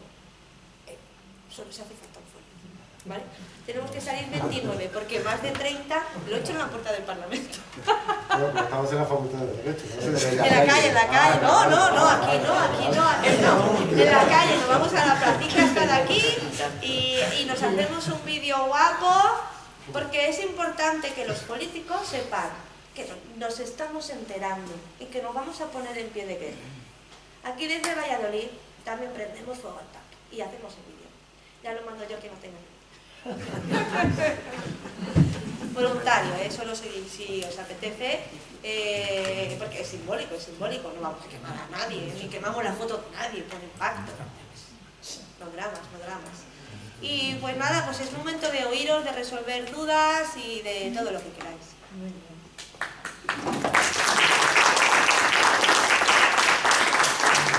Bueno, pues lo dicho, es vuestro turno para hacer preguntas, matizar. ¿Hay algo positivo en el pacto? Perdón, ya está, perdón. Estás hablando alto, Perdona, no lo había oído. Es que no oigo bien. Yo tampoco hablo muy alto. Bueno, Nada, pues responde. ¿Algo positivo en el pacto? Espera que lo... Sí, estoy haciendo así porque lo estoy buscando en mi memoria. En verdad no. En verdad es todo horrible. A ver, que existan más figuras de arraigo, eso está bien, pero que atiendan solo a órdenes empresariales o que la persona a los 3 meses tenga una devolución. Y aparte, ¿qué es eso? Que se aplica en países de tránsito, es decir, ni siquiera desde el país, porque hasta ahora había lo que se llamaba contratación en país de origen. Pero claro, tenía cubiertas unas garantías legales, pero aún así luego, una vez que llegaban aquí, casi todas las de la sala, seguro que sabéis lo que ha pasado con las temporeras de Huelva y lo que sigue pasando. Pues imaginaros si aparte esto es peor. No tiene nada positivo. A ver, cuando yo me reuní con la comisaria, su discurso un poco, que supongo que será el que al final nos van a intentar vender, mira, cuando al final tengan que hablar el ámbito político de esto, porque en algún momento tendrán que hablar, digo yo, será, porque a mí me lo dijo ella, dice, hombre, para mí es importante que tú entiendas que el pacto no es tan malo. Estaré leyendo al revés. Y digo, ¿cómo no va a ser tan malo, mujer? Pero si desaparece el derecho a asilo, va a dejar de ser universal para todas las personas. Vamos a meter a niños en la cárcel, o sea, ¿cómo que no es tan malo? Y me dijo, no, porque tú ten en cuenta que ahora vienen elecciones, seguro que entra la extrema derecha, entonces va a ser mucho peor, más vale que firmemos esto, que vale que no es perfecto, a lo que pueda venir después. Eso es lo que dijo ayer el ponente. ¿Pero lo dijo como propio? No, dijo que sería peor que se firmara cuando entrara el siguiente país. Pero es que no podemos aceptar eso. Por supuesto. Y menos cuando, a ver, si a la que me van a meter en la cárcel a mí, pues vale, pues yo decidiré si es mejor que me metan en la cárcel o no sé, que ya me pueda ver la silla eléctrica. Pero es que encima estamos hablando de vidas que no son las nuestras. Y hablamos de ellas como si fueran números, fenómenos, biomasas, si he llegado a oír yo alguna vez. O sea, no podemos comprar ese discurso, claro. Por ese discurso es el que intenta incidir en nuestro voto, lo llevamos también oyendo a nivel estatal. No, os vale votar a Sumar, que si no bajan a la derecha. Y con eso no la meten por todos los lados. Inadmisible. Lo que tenga que venir después, lo vamos a combatir igualmente. Además, ese discurso hace aguas. Porque justamente solo había 2 países que votaron en contra, ahora hay un tercero, ha salido estas semanas. Los únicos países que estuvieron votando en contra de los reglamentos de junio a diciembre, que esos fueron los principales reglamentos, solo hubieron 2 países que votaron en contra. ¿Sabéis cuál? Hungría y Polonia. Que esto debe ser muy largo para ellos. No, porque te toca pagar 20.000 euros por cada solicitud de asilo que no quieran. Y por ahí les llega toda la ruta de afganos, pakistaníes, porque claro, la gente se mueve por ruta. Entonces, los kurdos, es por zona geográfica en la ruta, entonces se iba a arruinar. Ese país no va a pagar 20.000 euros por solicitud que no quiere estudiar, ni de coña. Entonces ahora también, porque lo ven muy laxo, se ha negado Praga. Entonces, claro, con la extrema derecha va a ser peor, ¿vale? No podemos con eso comprar esto, es una barbaridad, es una barbaridad. No se puede meter a la gente en la cárcel que no ha cometido un delito. Y no, ya los niños, no. Si ya no tendríamos que permitir lo que está pasando en Grecia. De hecho, yo cuando empecé a leer, algunas de las líneas decían que la intencionalidad del tema es transpolar el modelo Lesbos a Europa. Y más o menos por lo que he leído, no, peor que Europa, porque al final en los reglamentos de procedimiento se especifica que los centros de régimen cerrado para procedimientos acelerados serán en exterior de frontera, no dentro del territorio europeo. No, nada. Este pacto se firma porque se asumen las tesis de la extrema derecha o porque el resto de partidos se ha vuelto a asumir las tesis de la extrema derecha.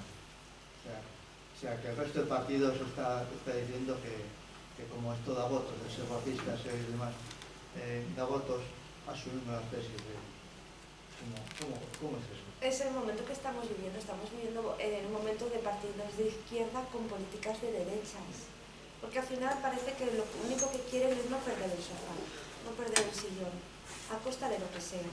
Y por eso también un poco el estado anímico que tenemos muchos de la izquierda un poco viene también por eso, porque muchas veces ya no tenemos sentimiento de que ninguno nos represente al 100%, hemos dejado de sentirnos representados. Ya ni siquiera, uno ya cuando va a las urnas vota por descarte, no por elección. A este no, ¿quién me queda? Para adentro. Entonces estamos en una situación difícil, incluso Macron ha intentado tocar el artículo 29 de la ley de migración, incluso partidos que no son de extrema derecha se están aplicando ya esas políticas. Estamos en unos tiempos complicados y luego estamos viendo en muchos países, Brasil, Argentina, en muchísimos países que se está votando a extrema derecha, pero extrema. Mira, Milei. O sea, es que estamos en tiempos jodidos otra vez y tenemos que espabilar, porque el fascismo al final es un monstruo y si le das de comer y se hace grande, al principio sabemos a quién se va a comer, obvio, pero es que cuando se hace grande del todo, nos come a todas. Aquí no va a librar nadie. Nadie. Hombre, yo debo confiar que... Si eres la parte positiva, que la charla, de la negativa, positivo, siempre positivo, nunca negativo. Yo quiero confiar que el discurso que puedan tener los partidos de izquierda en el Parlamento Europeo, pues hombre, yo personalmente conozco a Luc-André Diouf, que es Pásame el teléfono. Es miembro del Congreso, bueno, sigue en el Congreso de los Diputados, es de origen senegalés y es secretario de Políticas de Asilo del Partido Socialista. El discurso que tiene él no es el discurso que tiene un militante del Partido Popular o un militante de Vox. Entonces, yo quiero confiar que lo que están defendiendo la izquierda en el Parlamento Europeo no es precisamente ese pacto. Otra cosa es una cuestión de mayorías parlamentarias. Sí, Deleuze está en contra. Claro, una cosa es, las mayorías parlamentarias al final juegan un papel importante, porque al final nos gusta no ser la democracia. Y por lo menos yo, como en estos días, pues por lo menos escucho que el gobierno español e Irlanda piden sanciones para Israel por el tema de Palestina, pues yo les aplaudo. Entonces quiero confiar en que todavía hay algo positivo en lo que podemos agarrarnos o sujetarnos para que por lo menos el futuro sea más prometedor. Es cierto que pues hay épocas en la historia de la humanidad que parece que, como la que tenemos actualmente, donde parece que se está agrietando toda la sociedad o todas las instituciones que hemos conocido a partir de la Segunda Guerra Mundial. Ahí tenemos Naciones Unidas, que no hace absolutamente nada con el tema de Palestina. Pero quiero confiar que la sociedad civil y la política, o la política es el único instrumento para poder corregir todos los desvaríos que puedan tener los políticos actuales. Yo quiero seguir confiando, porque si no, imagínate, me meto en mi casa y no salgo más. A ver, siendo sinceros, ¿vale? Estamos trabajando con eurodiputados. Es decir, yo a día de hoy, después de volver de Bruselas, continúo teniendo reuniones con diferentes. Estamos trabajando con el grupo europarlamentario de Miguel Urbán y con el Podemos Exteriores. Han puesto a 3 eurodiputadas que yo las llamo y tenemos una reunión. Y el otro día estaba el equipo técnico desde Bruselas, todo enterito conectado en la pantalla de la sede de Podemos. Pero es curioso, es como que tienen miedo a perder votos y todo ese trabajo que están realizando con sociedad civil, que yo soy sociedad civil, que no trabajo de esto, que no cobro, que no tengo puesto ni cargo ni lo quiero. Todo ese trabajo, en vez de utilizarlo para hacerse propaganda, somos cercanos, tal cual, no sale en ningún sitio. Que yo he estado con Manu Pineda en el Parlamento, ni siquiera Izquierda Unida ha hecho una nota de prensa, hemos traído, o sea, nos ayudan porque lo creen, porque están totalmente en contra, pero no digas que has estado conmigo. O sea, es un poco como la situación, y más porque estamos en preelecciones y tienen muchísimo miedo. Entonces no hacen como declaraciones, no tienen un posicionamiento público contundente contra el pacto, pero sí, a toque de teléfono los tengo. Hace 2 semanas me volví a reunir con ellos. Si por ellos fuera, yo seguiría yendo a Bruselas, pero hace mucho frío, la comida es muy cara y no me da la gana. Y tengo niños, que lo echo de menos. Entonces, siguen trabajando conmigo. ¿Quién pensáis que al final me ha pasado todos los expedientes? Pues son los parlamentarios.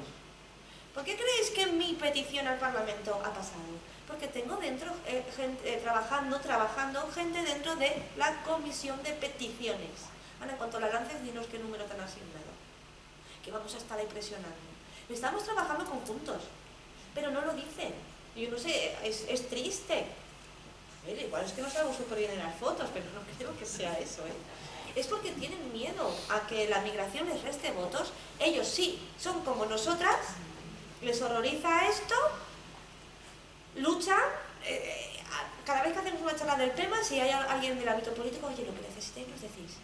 Pero no se hacen la foto con nosotras. Ni en manifestaciones, ni nada. Yo les dije ya a los de Podemos, ¿o venís con las banderas o no venís? Y hicieron así a chitiboca. Dije, sí, no hay un poco, porque tienen miedo, sin embargo, es que al final los únicos que hablan de migración es la extrema derecha. Entonces, si no tenemos un contradiscurso institucional, pues esos bulos acaban calando. Y mucha gente, que yo la llamo como gris, ¿no? Que es como más neutra, que no es de izquierda ni de derecha, pues son personas por su vida y ya está. Estos bulos acaban calando en ellas. Yo lo oigo cuando voy al bar, cuando voy al supermercado. Oyes frases que tú dices, que nos invaden, y yo, ¿por dónde? Claro. Mira, yo fui uno de los grupos que Marlaska puso hace relativamente poco, se descubrió que Marlaska había infiltrado policías nacionales en orden judicial, ni tal igual, porque yo estaba con el grupo de Benimaclet. Pues yo hablando, digo, ¿os parece normal que Marlaska me ha puesto un nacional metido ahí con nosotros?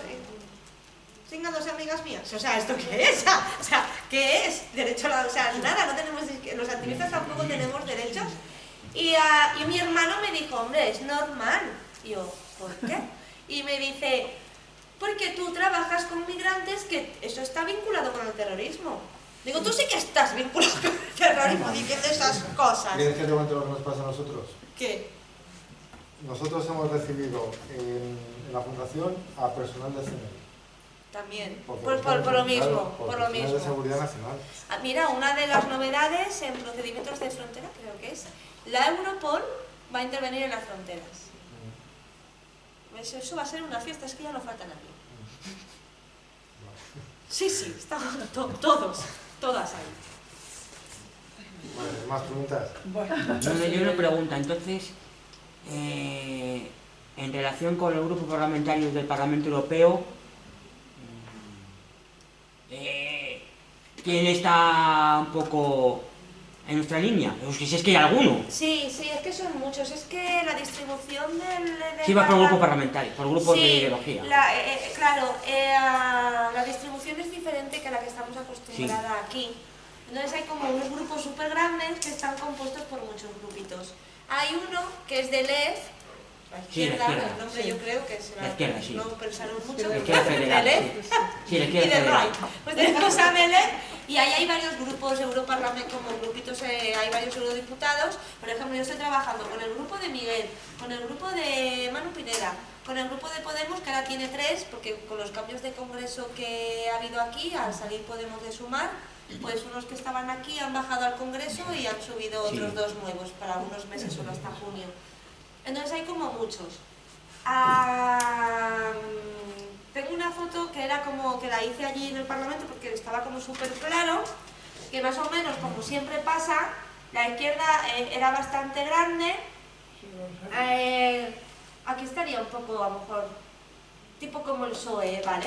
Como ese tipo de políticas, porque allí el PP tampoco es como súper ultraderecha, es un poco diferente. Sí.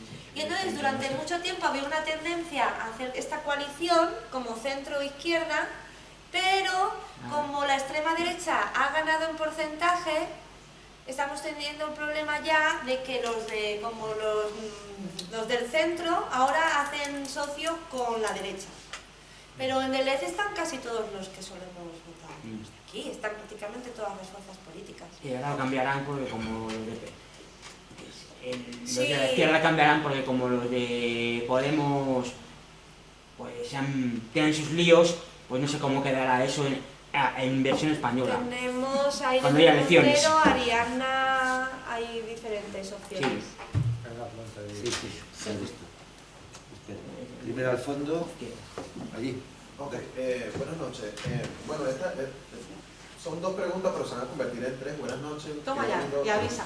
Qué bonito y emocionante espacio. En materia estadística y bueno, con respecto a indicadores de impacto, en el caso de Valencia Refugio y Cepaín, me gustaría saber cuál es la tasa de éxito del ingreso de ese migrante con su contexto y las características que tenga y el tiempo que pasa ese migrante dentro de estas organizaciones en los programas formativos, recibiendo orientación jurídica, vocacional y laboral para su, bueno, digamos, integración en la sociedad española, no solamente desde se integra porque aprendió a hablar español, sino también porque es útil económicamente. Esos indicadores, ¿cuál es esa tasa de éxito? ¿La manejan en materia de números? A ver, y la otra pregunta, y la otra pregunta, ¿esos indicadores de impacto son usados para dar a conocer que el migrante es útil de alguna forma? En materia pública, en materia de redes sociales, en materia de cómo se le hace, cuando se reúnen con los eurodiputados se le dice, mira, pero mi tasa de éxito en las organizaciones que nosotros manejamos es tal, ¿cómo estos migrantes no son útiles para la sociedad? Y ahora, la última pregunta, y bueno, de verdad es cualquiera. Bueno, no qué bonito término, pero sí qué buen término para determinar conductas xenofóbicas que en realidad no son xenofóbicas, sino más aporofóbicas, porque si bien es real que el proceso se relaja dependiendo del poder adquisitivo que tenga el migrante o extranjero que llega al país, y no existe una especie de registro de casos que han sido facilitados en materia económica y casos que, bueno, la mayoría de los casos que no son facilitados en materia económica, pues la mayoría de los migrantes que llegan a España vienen sin recursos, escapando de un contexto que los obliga a salir de sus países y, bueno, pero mi pregunta, esta tercera pregunta es, ¿no existe una entrevista de, mira, yo sí traje platica y para mí fue más fácil y él no trajo ni medio y, bueno, mira, ese todavía sigue en la frontera? Bueno, vamos a ver. Respecto a la última pregunta, no se pregunta a la persona la capacidad económica que tiene cuando entra en España, porque se entiende que esa persona es una persona migrante que viene a solicitar protección internacional en España. En el momento en el que tú haces la primera solicitud, manifiestas o puedes solicitar entrar en un programa de acogida, en principio ahí es donde ya entras dentro del sistema de acogida que te referías a la primera pregunta. Exacto, pero, perdón, sí. Quiero explicarme al respecto de esa pregunta, me interesa la respuesta. hay personas, migrantes, que no vienen porque su contexto, porque hay una guerra, porque los empujaron, porque el gobierno, no, hay migrantes que vienen porque quieren trabajar. Y eso sí traen recursos a veces, que traen $10.000, que traen $12.000. Si hay una diferencia sustancial en cuanto al migrante que llega y va al programa de acogida y otro que no, que a lo mejor tiene un familiar acá. Vamos a ver, solo van al programa de acogida las personas que son solicitantes de asilo y que lo solicitan. Okay. Y por eso explicaba que hacen, tiene esa primera acogida. Entonces, una persona coge la primera cita en policía, la dan en la primera hoja de solicitante de asilo, pasa a Accent y, por ejemplo, cuando ya CEPAIN tiene una plaza libre, pues les derivan a CEPAIN, ¿vale? Entonces, ahí nosotros sabemos que hay muchas personas que para hacer ese viaje a España a lo mejor han vendido todos sus recursos en origen y a lo mejor han conseguido tener unos ahorros que han dedicado a cubrir la primera llegada, porque luego, claro, tenemos otro problema cuando llegan. Y van a pedir cita para asilo, pero todos sabemos que cuando van a pedir cita no hay cita. Están pagando por citas. Ahí es donde es el meollo de la La policía lo sabe. Sí. Y sin embargo, hace poco hemos atendido a unos chicos que nos han dicho que pagaron 350 por una cita en policía de asilo. Y la policía lo sabe, porque lo manifestamos casi todos los días en comisaría, aquí en la calle Gerona. La subdelegación del gobierno lo conoce. Hay un sistema que bloquea el sistema de citas de asilo, un sistema informático, donde la policía saca los lunes las citas. Ese mismo lunes a primera hora ya están bloqueados. Con lo cual, nosotros las organizaciones entramos a buscar la cita, no hay cita. ¿Por qué? Porque las están vendiendo.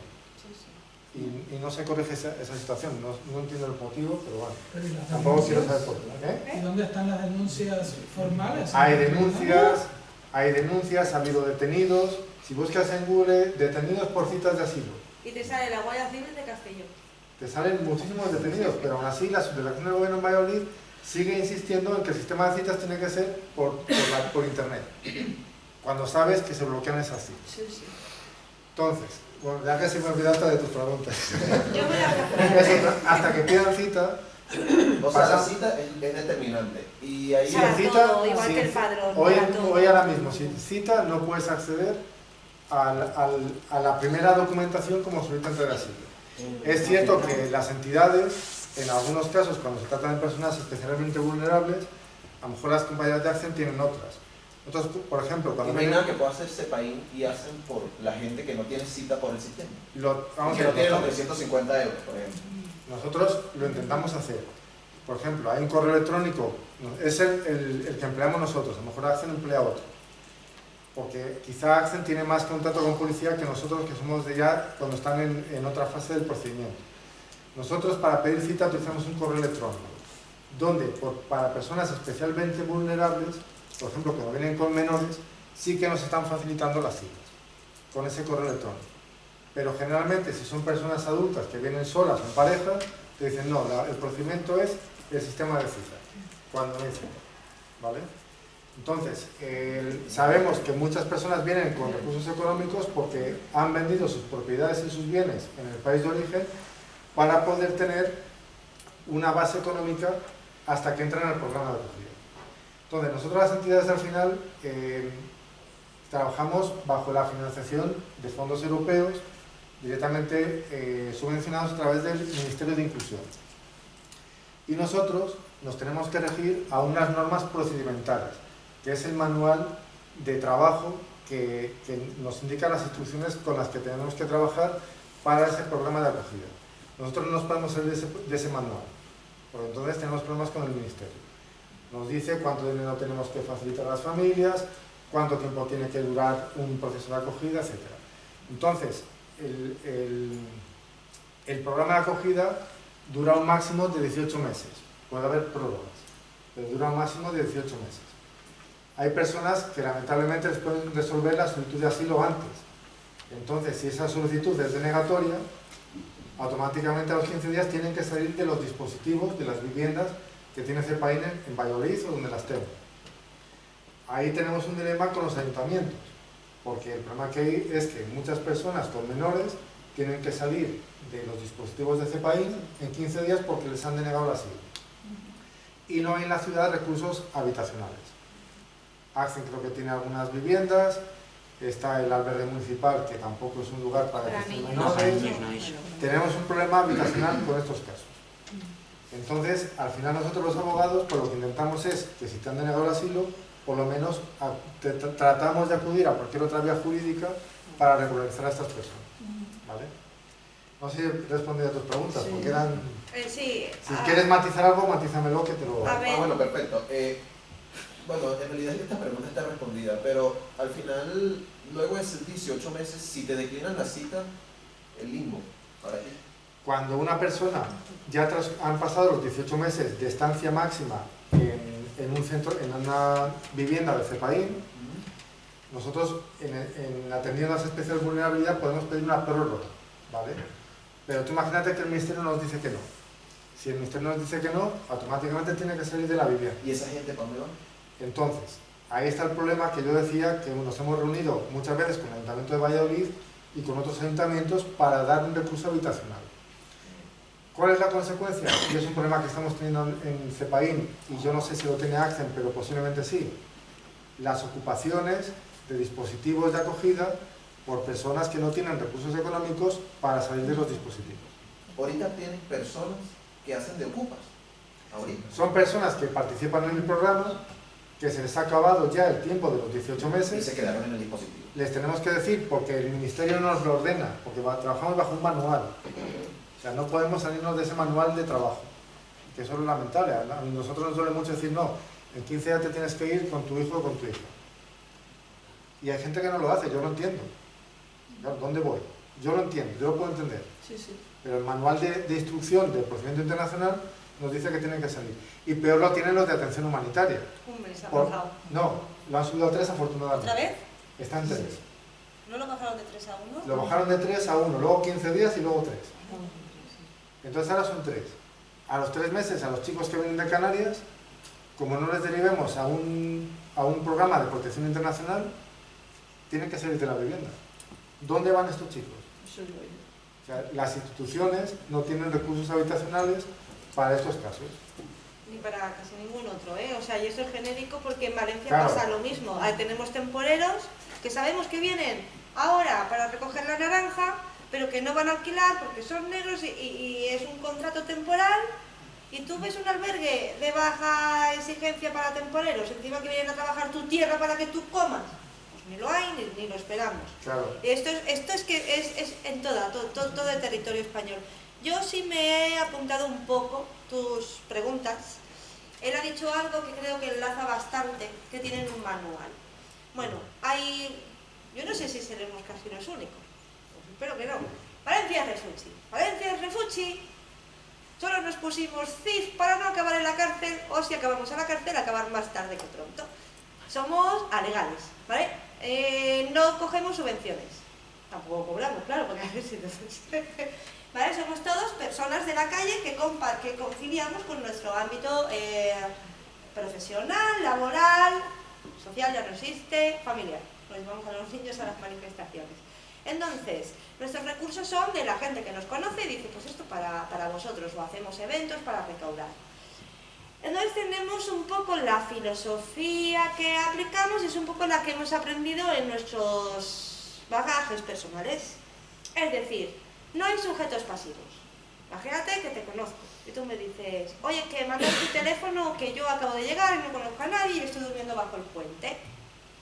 Pues yo no te voy a tratar como si fueras un inútil que no te puedes buscar la vida tú solo. Tú eres igual que yo y yo te tengo que tratar como si tú fueras igual. No hay sujeto activo y sujeto pasivo. Estamos en contra de eso.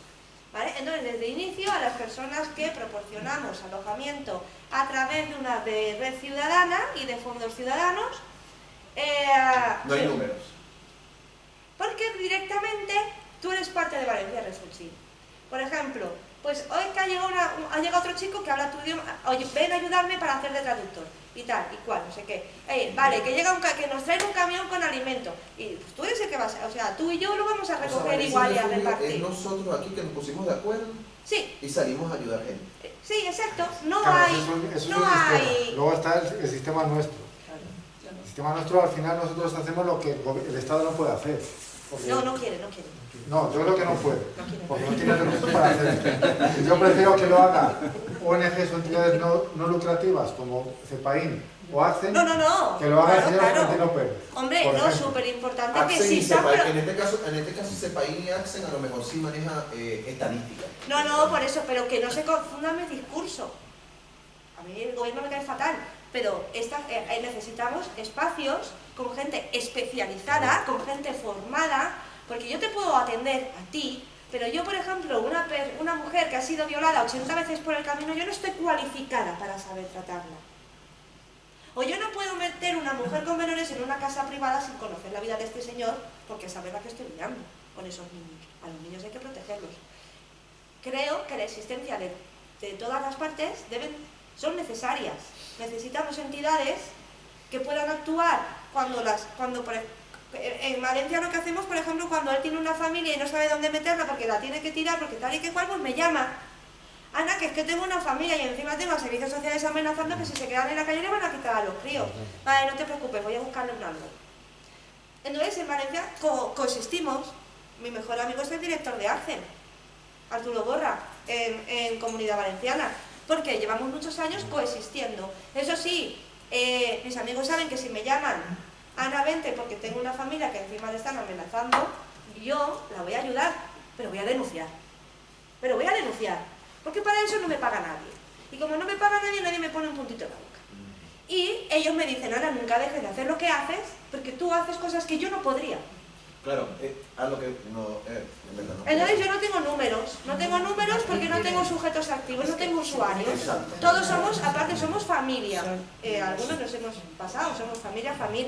Por ejemplo, hacemos los cumpleaños, a las fiestas importantes en ciertas culturas, que es cuando se echan de menos a la familia, pues nos vamos a... Yo de matar el cordero, yo llego después, ¿vale? No puedo. Pero pues que la gente no se sienta sola, que una persona no solo es comer y techo. Entonces, como no tenemos números, porque todos somos Valencia Refugee. Aquí no hay quien recibe.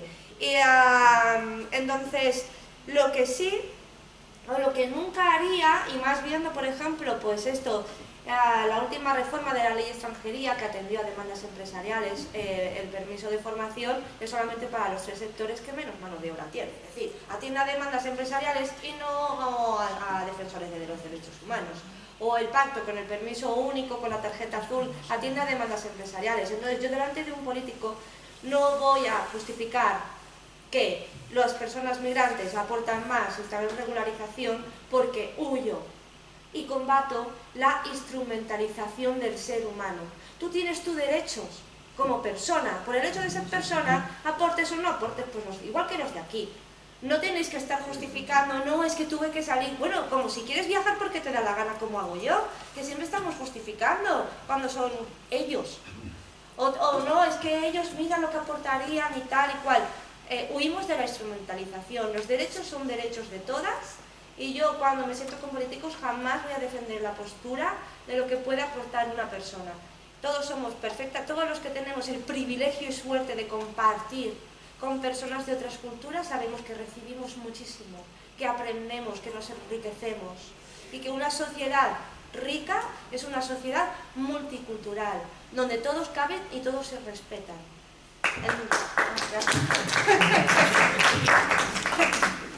Bueno, nos quedan 5 minutos. No sé si es una reflexión o una pregunta. Sí, pero... no, es muy rápido, es lo de ayer. Aquí han prohibido hacer el centro de refugiados. Ya os lo explico porque lo sabéis ya, ¿no? Quieren hacer 20, meter a 6.000 personas.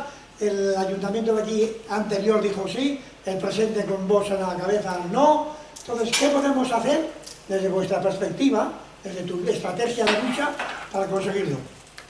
A ver, ¿se niega solo el ayuntamiento o también hay vecinos que se niegan? Hay vecinos que se niegan. ¿Verdad? Porque si no es vos, no lo haría tan empoderado. La asociación de vale, la sociedad apoya porque le ha está a medias, ¿no? Sí. Hay otra, asociación, una nueva asociación... Nuevo hospital. No hospital.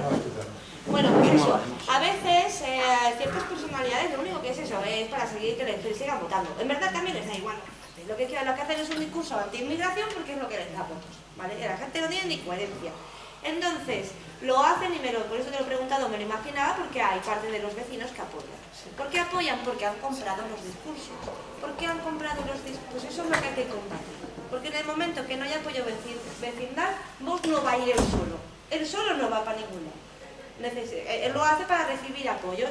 Entonces, hacer jornadas de convivencia con personas migrantes, bibliotecas humanas, combatir con historias de vida los bulos que corren contra la migración. Estamos en contacto, él tiene mi teléfono, le podemos dar vueltas incluso de todos juntos, pero es muy importante combatir los discursos, humanizar. Los migrantes no tienen que ser cifras ni estadísticas y encima falseando informes, que si hay más delincuentes, que si no sé qué, con historias de vida. Al final las personas somos personas y cuando conocemos a personas es importante y con muchos testimonios y muy cercano. Pues claro, yo haría una campaña de sensibilización enfocada a los vecinos. En este caso no a Vox, porque si Vox se queda solo no va a tirar para adelante. Esa campaña me parece genial y vamos, yo la confirmo profundamente. Aquí en Madrid, en la provincia de Madrid tenemos un ejemplo del Peñafiel. En Peñafiel hay una entidad que se llama Progestión que hace el mismo programa que nosotros. ¿Qué ocurrió? En Progestión, creo que fue en el año 2020-2021, abrieron un centro de acogida por protección internacional en lo que era un antiguo hostal del pueblo. Cuando parte del pueblo se enteró de que iban a abrir ese centro, hubo manifestaciones. El centro se abrió. Y ahora resulta que están encantados. Eso pasó en Valencia también. ¿Por qué? Porque yo no quiero hablar tampoco del término utilidad, pero económicamente un centro también repercute económicamente en el entorno en el que está. Nosotros, por ejemplo, en CEPAIN compramos a los centros de establecimientos más próximos, es decir, pequeños comercios. Compramos ropa, alimentación, contribuimos. No me gusta hablar en términos económicos. No, pero es una realidad. Yo he dicho que no lo haría delante de un político. Claro. Pero cuando se dieron cuenta que ese centro, el de Peñafiel, contribuía a mejorar la economía del pueblo porque los suministros del centro se compraban en el pueblo, cambiaron de opinión. Cuando se dieron cuenta que podían contratar a personas desempleadas del pueblo, cambiaron de opinión. Cuando se dieron cuenta que de ese centro ese centro de acogida había personas migrantes que trabajaban en el pueblo y que trabajaban bien, cambiaron de opinión. Entonces, es un poco ese el desconocimiento, lo que decía al principio, no saben cómo trabajamos, qué técnicos trabajamos, porque no solo hay abogados, hay psicólogas, formadoras, profesoras de español, trabajadores sociales, técnicos de empleo. Entonces, es un poco ese desconocimiento. Claro, porque le compran esos discursos desde la ignorancia. Entonces, es lo que hay que combatir. Y con casos, pues esos con cercanía, Supongo que habrá que añadir alguna cosa más concreta, pero por ese camino se puede. Sí, yo te he puesto el ejemplo de Peñafiel porque... Y en Valencia pasó con un centro también. Claro, es un caso práctico que tenemos aquí. Era un albergue y ahora los vecinos que no se lo lleven de ahí. Es un caso práctico que tenemos aquí en la provincia, que parte del pueblo se manifestó en contra y ahora están encantados. Pues traer gente de ahí y que cuente su experiencia. ¿Y la Medina del Campo cómo está resultando? Medina del Campo yo no sé si se cerró, las compañías saben más. Era un centro destinado a personas de Ucrania, si no me equivoco. Bueno, primero Ucrania y luego tuvimos... Sí, no, pero primero no terminaron. De Canarias. Vinieron de Canarias, es que ese centro lo gestiona Sí, pues que lo cuente quizá ella. te puedan mejor hablar ellas de... Sí, vamos, yo estaba allí, yo soy de Medina del Campo y yo trabajaba allí. Primero estábamos en un albergue y empezó con la emergencia a Ucrania, luego pasamos con todas las comunidades y ya ahí es cuando... Sí, nivel de 17 A ver, es que es importante. Sí, es importante. Que primero estábamos en un albergue y empezamos con emergencia a Ucrania y ahí fue muy bien recibido todo por el pueblo y por todo en general. Cuando empezamos con protección internacional en general, de todas las nacionalidades, ya al pueblo ya no empezó a gustar tanto. Y finalmente el alcalde nos cerró y lo que estaba hablando el compañero, que daba mucha economía y todo, pero eso la gente no lo ve, trabajo para todos los del pueblo y demás. Y al final se cerró para estar cerrado. Y luego abrieron el balneario con emergencia Canarias, y eso ya sí que fue la leche. Y al final también se cerró. Sí. La gente ahí no vio la repercusión que hablábamos de economía. Bueno, la idea de eso era que fuese algo muy temporal para que después se salieran de ahí. En cuanto a lo de Canarias, sí. Y lo de protección internacional sí que era para quedarse, porque además tenía mucho la gente, no. Tenemos un partido de derecha. Bueno, vamos a... Con lo gusto que estamos aquí todos. Pero nos cierran. Ocupamos la universidad. Vamos a... Un momentito. Bueno, como resumen del pacto, voy a utilizar un minuto. En conclusión, el pacto va a suponer fronteras como espacios en los que no se aplica la legalidad, mayor discriminación y menos garantía de acceso al asilo, normalización de las detenciones masivas incluso de menores, un sistema indiscriminado de expulsiones express, más presión en los países de llegada de la UE, que como España, el Estado español, asumen ya un mayor esfuerzo de acogida, un sistema injusto de solidaridad a la carta, que se ha comentado, vía libre en los países de la Unión Europea para saltarse las obligaciones internacionales, mayor criminalización de las personas que emigran, herramientas digitales para la vigilancia masiva de las personas migradas, nos ha comentado el Eurodac, de la base de datos que se comparte, y por último, evita la aplicación de lo que siempre hemos reivindicado, que son vías legales y seguras para la llegada de las personas que emigran, porque somos migrantes. Nosotros esperamos desde el colectivo de Indignado y también con el apoyo de la coordinadora de ONGs al desarrollo, haber cumplido los dos objetivos que nos hemos marcado en estas jornadas de migración y asilo. Una era analizar históricamente lo que han sido las migraciones, las dos primeras jornadas, y las causas actuales, que son las mismas que las anteriores a lo largo de la historia, que es el derecho a la migración y las causas que lo provocan. Generalmente han sido el hambre, las guerras, etc. Pero también las migraciones se han producido por el mero hecho de porque somos personas y somos nómadas y hemos sido siempre nómadas y tenemos ese derecho. Y una segunda parte, que era las jornadas de ayer y hoy, referente al Pacto Europeo, de este nuevo Pacto Europeo de Migración y Asilo, para ponerlo sobre la mesa y poder hacer algo antes de que se lleve al Parlamento a su votación y aplicación posterior. Y esperamos haber cumplido esos objetivos. Agradeceros vuestra presencia a lo largo de estos días y voluntariamente, las personas que quieran, aquí en la puerta, vamos a coger un folio, ponemos no al pacto tal, y con un mechero los quemamos y hacemos ese pequeño vídeo. Tenemos allí a un reportero que nos lo pueda hacer, todo lo demás. Por lo tanto, y por último, daros un aplauso por vuestra paciencia. Gracias.